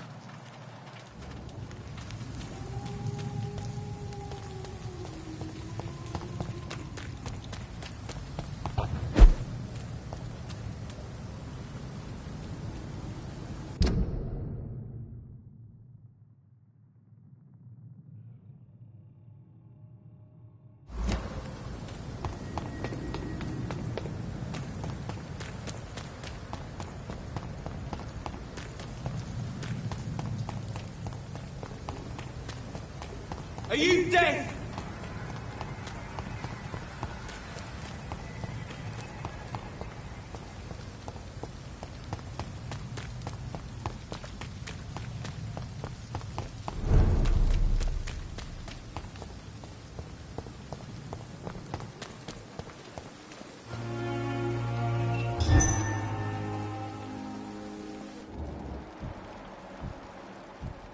Miss, please, I feel sick.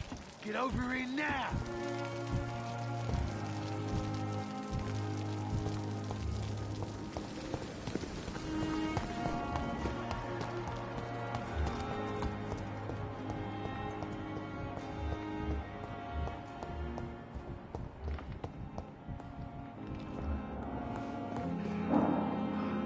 Good evening, Dr. Reed. I located the shop, but it was vandalized, and the owner is missing. All I found was your order. I was afraid of such bad news. People are so desperate they're ready to burgle a shop for drugs. That's quite a list you ordered. Opium, sodium hypochlorite. It can't be just headaches you're trying to cure. This dreadful influenza, of course. I already ran some tests on hopeless cases. Without success, I must admit. Do you realize you could create a lethal poison without the correct dosage? Then there are the legal ramifications. Is this not true of any medical substance, Dr. Reed? However, if you would agree to improve it, I'd be glad to accept your help. As long as you promise to be scrupulous with your experiments, I may try to gather these substances, and even help improve upon the mixture. That's all I'm asking for, Dr. Reed. That's all I'm asking. Goodbye, Dr. Strickland. I can't let Strickland put his patients at risk with opium. Perhaps an adjusted formula will deliver more of a placebo effect. Good evening, Dr. Aykroyd. If you say so. Thank you for your time. We'll talk later.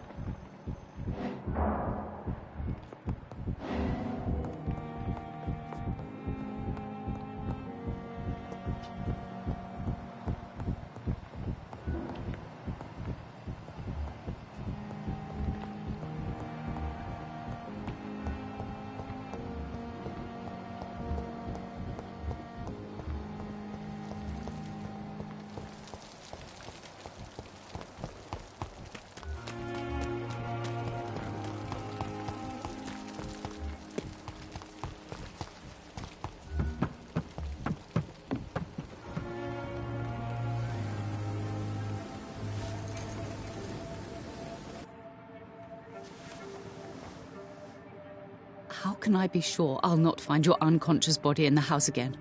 I promise you, you'll not find my unconscious body. For God's sake, how can you say such a thing? How can you refuse to listen?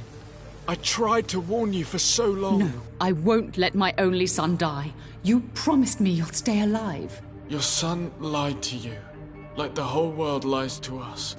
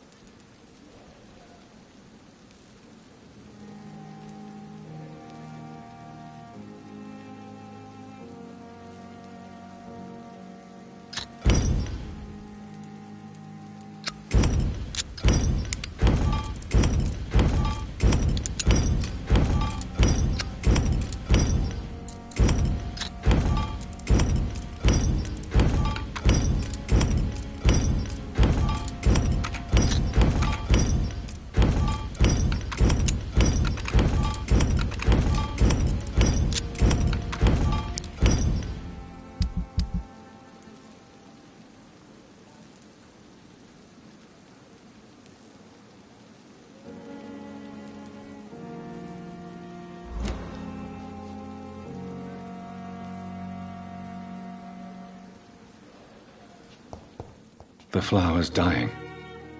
It needs water.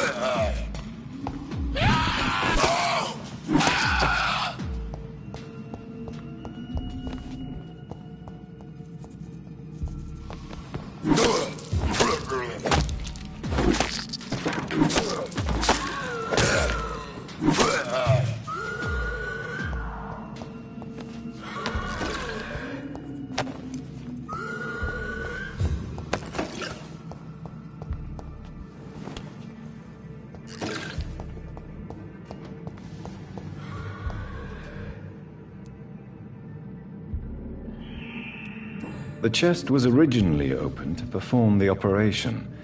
The sutures are clean, but the chest has been reopened.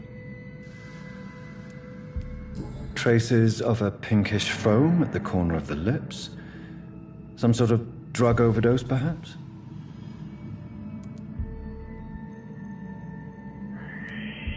Multiple abrasions and scarring on the arms and legs. Old and distinctive injuries of a sailor or a fisherman. A puncture over the left lung, possibly a chest tube insertion. Not the cleanest work, but I think it was successful. Signs of internal bleeding. So, Dr. Tippett's anesthetics were incorrectly dosed, causing the patient's death. And then he tried to operate on him again. Tippett has made an egregious error. It's time we talked.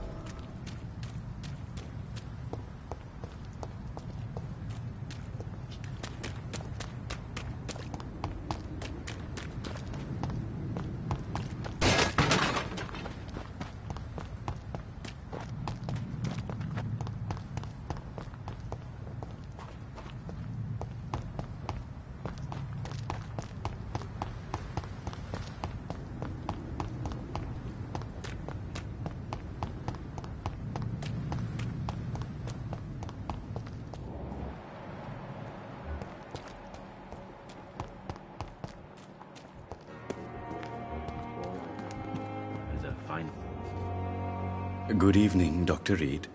Such a pleasure to see you again.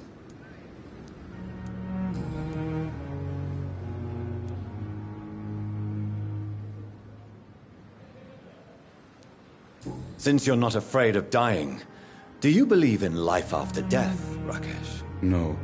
I believe we must do all the good we can while alive. For our time is short, and the obstacles are endless. Do you think you would enjoy immortality as a concept? I don't think so. How dare you steal from the dead, Rakesh? Is that what your pawnbrokers is really about? These people are dead, sir. What they possessed could be useful for the living. And I'm sure they would agree if they could speak.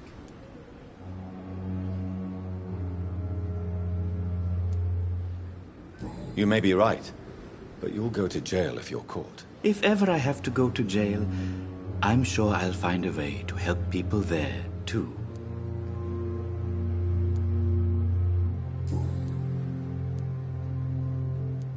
Please show me what you have to sell. Of course.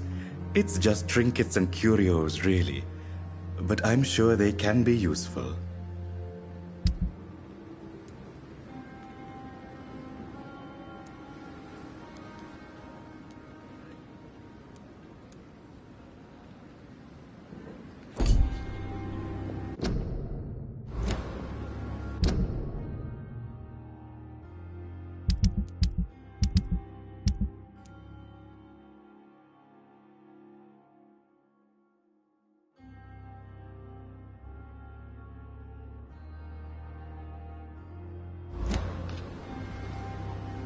Good evening, Dr. Reed. Please show. Of course. It's just...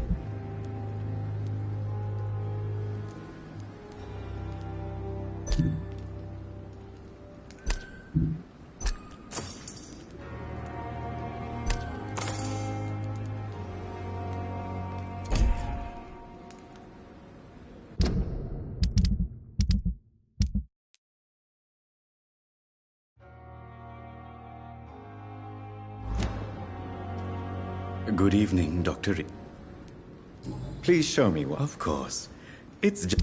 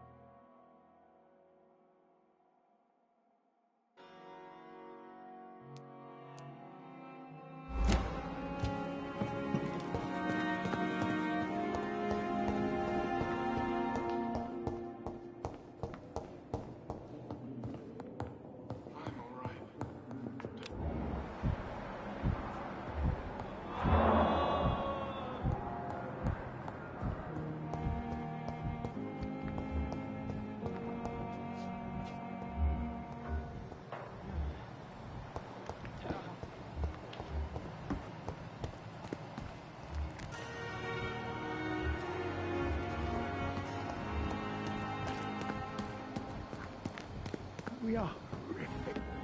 When I get back... Good evening, Dr. Tippett. Dr. Reed, any good news to share?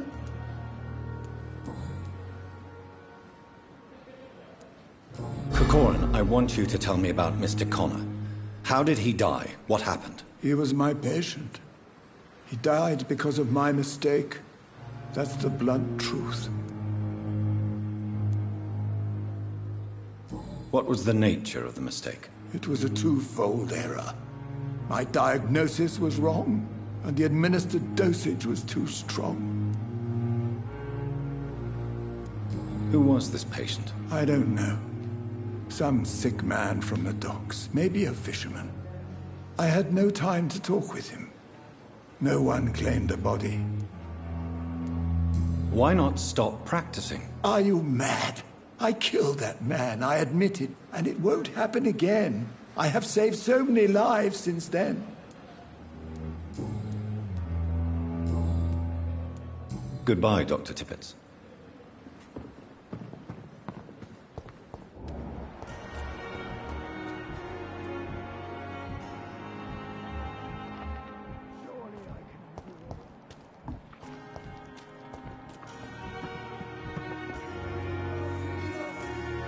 Good evening, Nurse Brannigan. Good evening, Doctor. Tell me what Dr. Tippett did. I know his mistake caused a patient's death. If I had not covered up his error, Dr. Tippett would have been fired from this hospital. I could not let that happen. You can't allow your emotions to dictate your conduct concerning patients, Nurse Brannigan. Look around you, Dr. Reed. Do you really think we can afford to lose a brilliant practitioner like Dr. Tippett in our situation?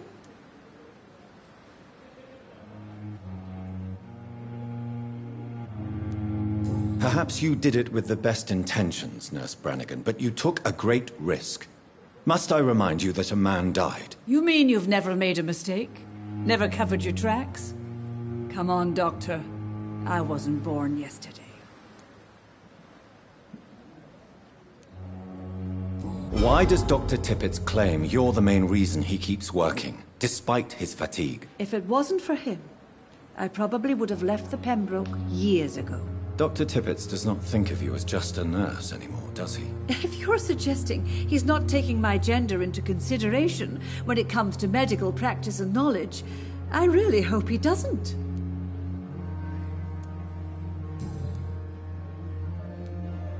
I've decided that I won't reveal Dr. Tippett's, shall we say, misdemeanor. I'm so glad you share my point of view. Dr. Tippett is a brilliant practitioner. We most definitely need his know-how. I hope you're right. This is a huge risk we're taking. Dr. Tippett must regain his confidence. Please, keep this decision between you and me. He doesn't need to know you found out. Goodbye, nurse. Call me if you need assistance.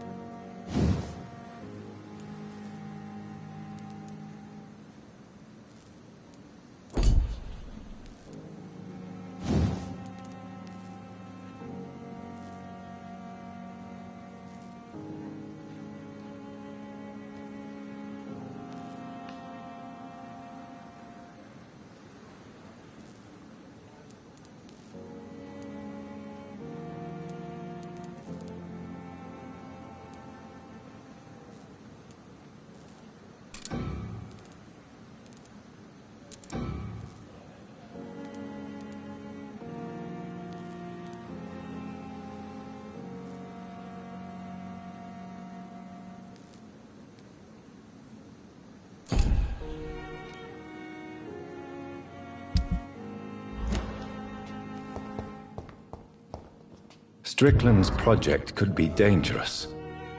I have a mind to report him to Dr. Ackroyd.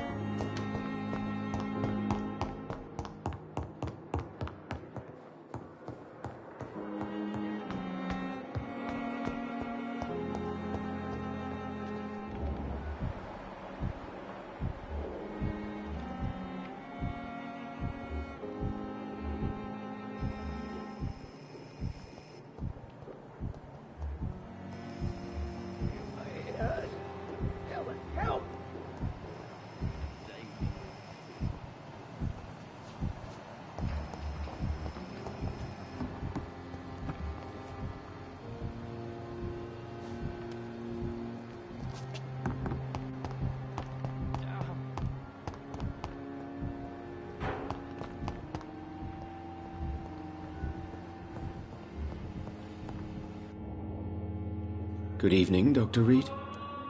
Do you need my medical attention, dear colleague? I would have been confused if anyone other than you had asked that question, Dr. Reed. But your help is welcomed. There is no shame in helping each other. We're colleagues, after all. Many doctors I have known are too cynical to think that way. I have managed to improve the mixture by diluting it. Have you ever heard of Sir Joseph Francis Olive?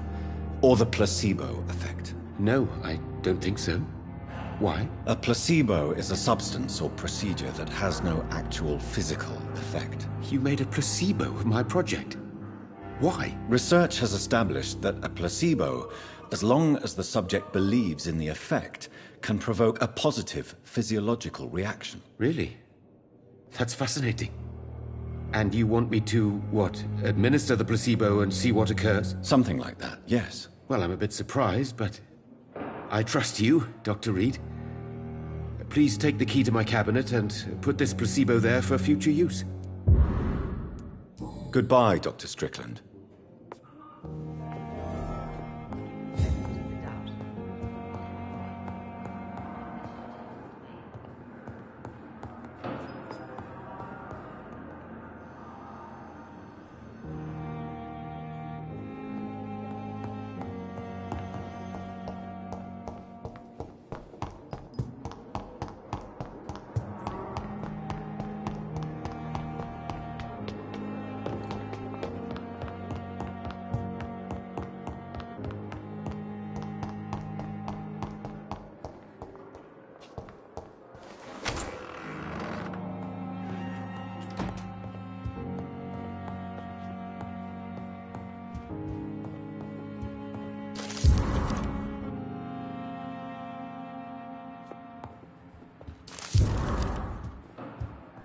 It's locked, all right.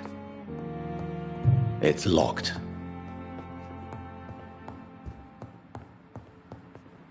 At least Strickland can't kill anyone with this formula.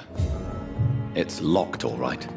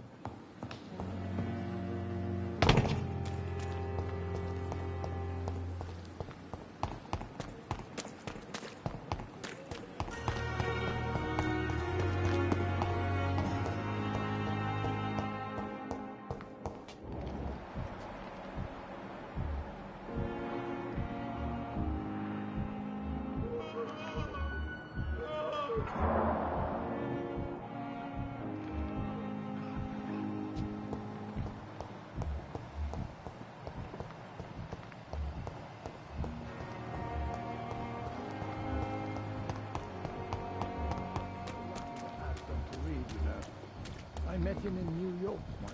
If only there were more of us, with less resignation and more determination. I know I can count on you. I wish I could say the same for the others. You look exhausted. You're pushing yourself too hard. You don't have to bear the burdens of this hospital alone.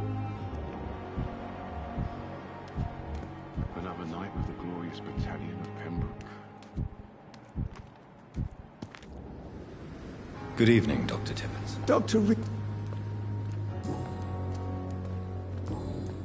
Goodbye, Dr. Timmons.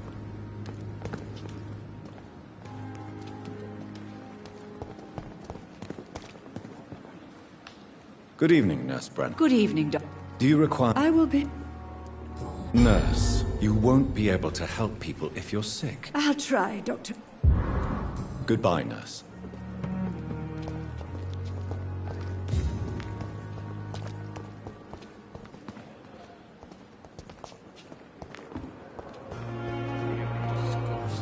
Good evening, Miss Howcroft.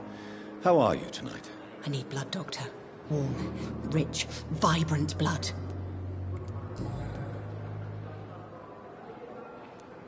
Tell me, Thelma.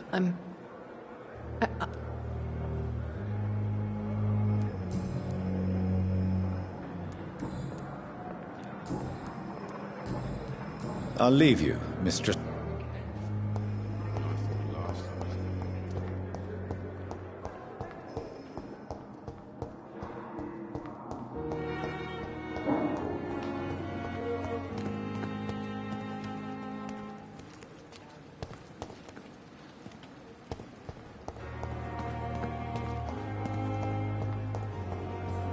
Brilliant minds in London at Pembroke.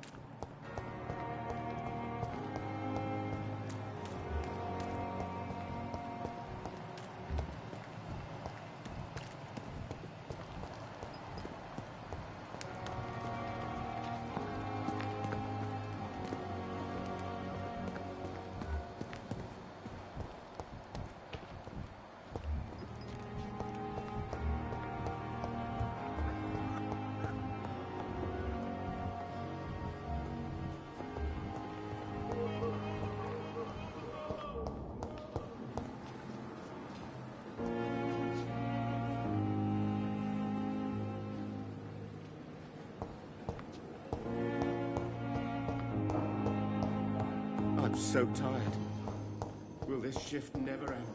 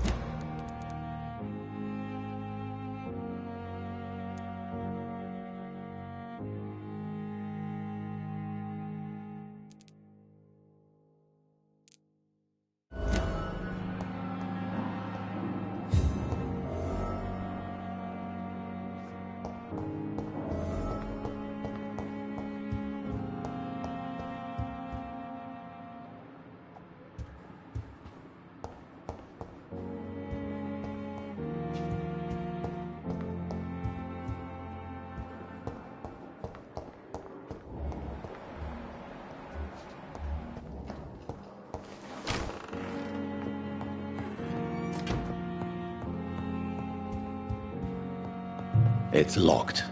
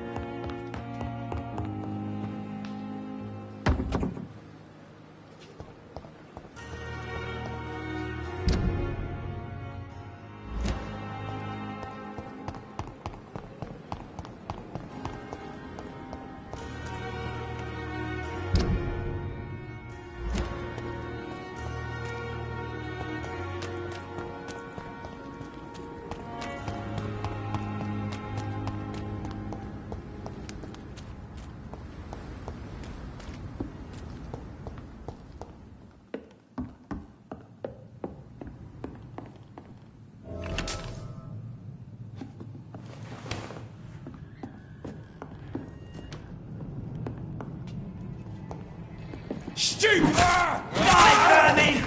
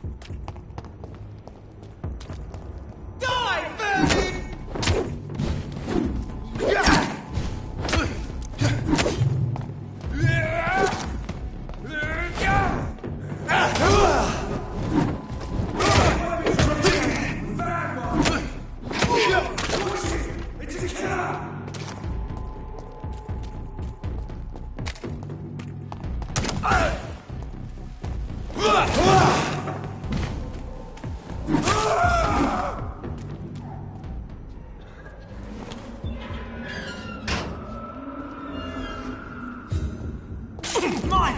I'll take it!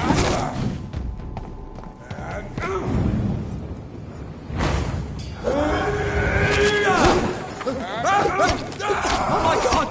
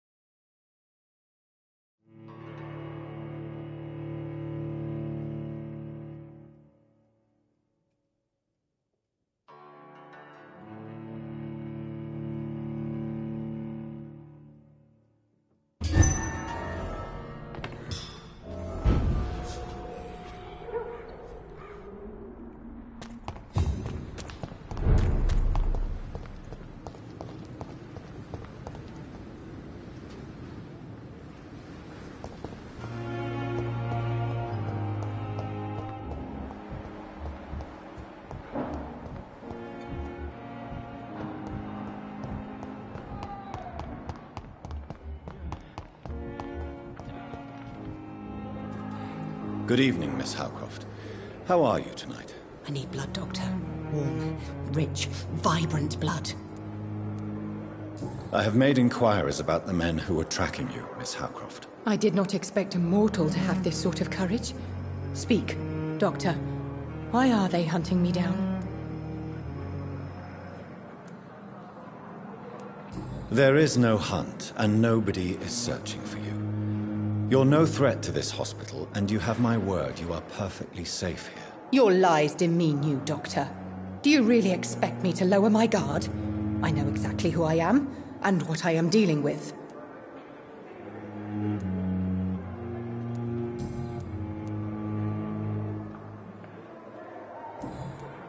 I'll leave you, Mistress of the Dark, to your nocturnal activities.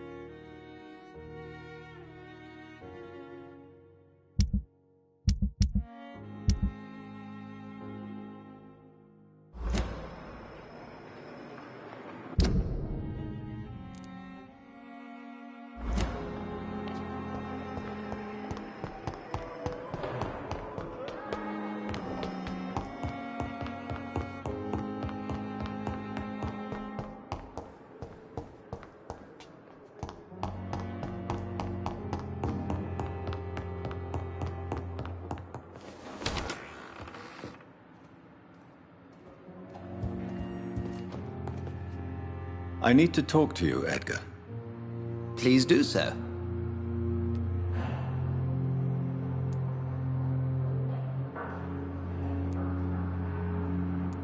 So you manage a hospital financed by a vampire? Yes. Pembroke was founded by Lady Ashbury. She's also our largest donor.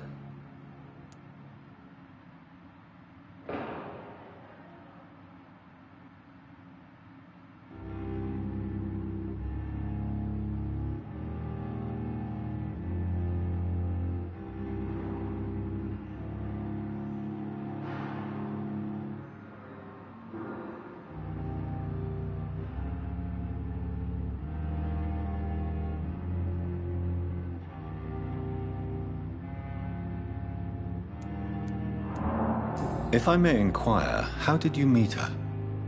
Well, Jonathan, she sought me out and offered me the position. It's been a very profitable partnership for both parties.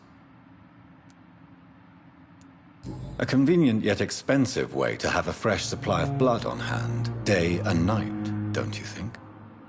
All vampires drink blood by nature. Me, I praise the lady's exemplary moral fiber.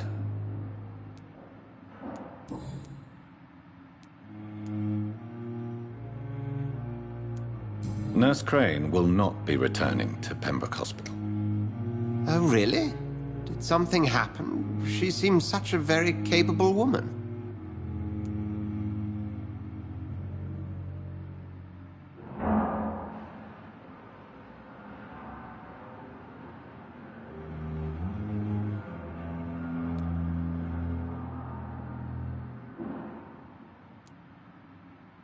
Perhaps too capable. Nurse Crane also ran an illicit dispensary in Whitechapel. I had to ask for her resignation. I see. Well, we'll just have to manage without her assistance. We'll talk later.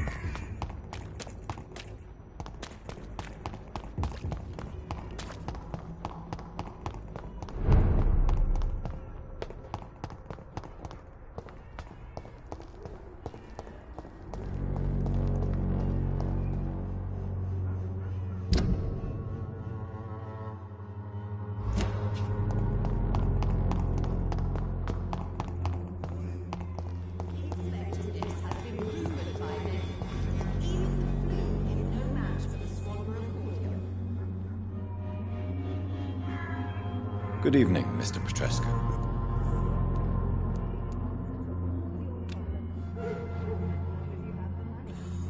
How do you feel, Mr. Petrescu? Do you... I would not even accept. Yes, you do. Please, take... I said I don't want anything. But I'll... Goodbye, Mr. Petrescu. When science fails you, this elixir will give you faith again.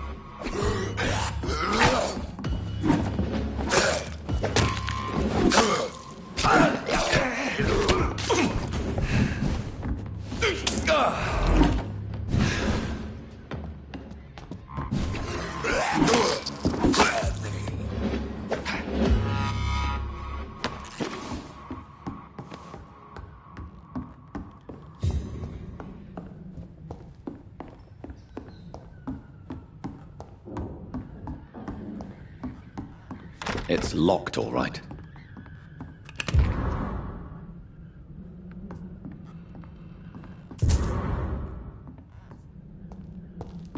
I cannot enter.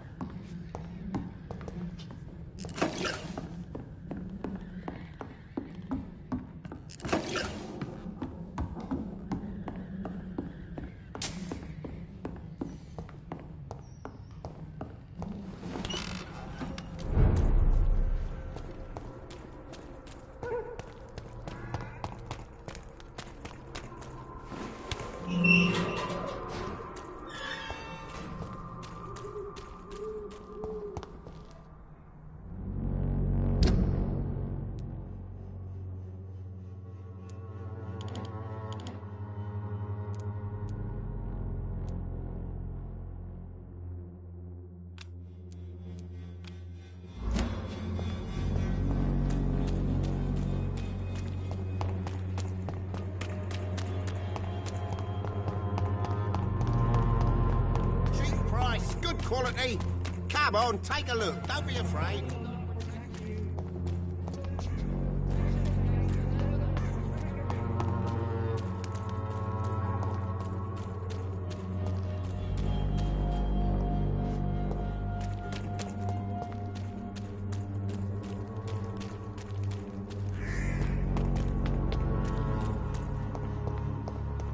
Cheap price, good quality.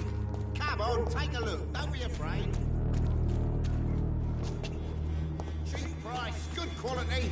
Come on, take a look. Don't be afraid.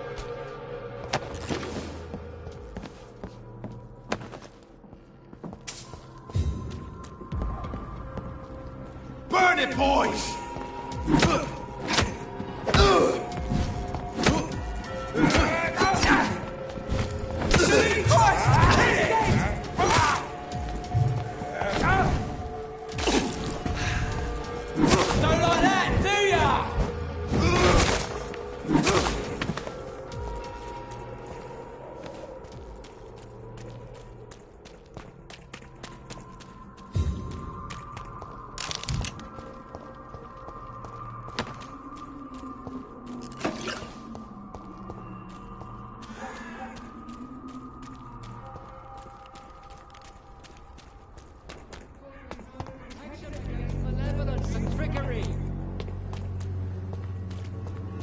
You are blinded by your false faith, imprisoned by your daily routine, unable to see the true horror around you. I'm cheap and I'm clean, I promise.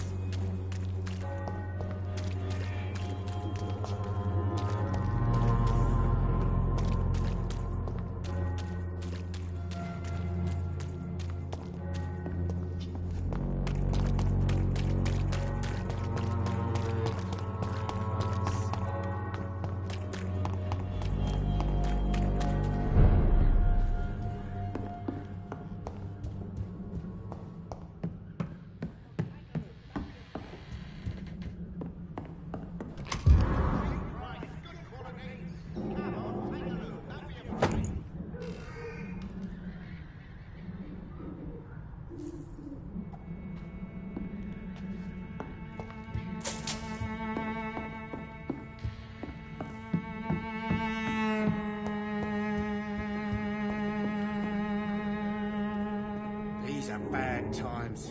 Bad times.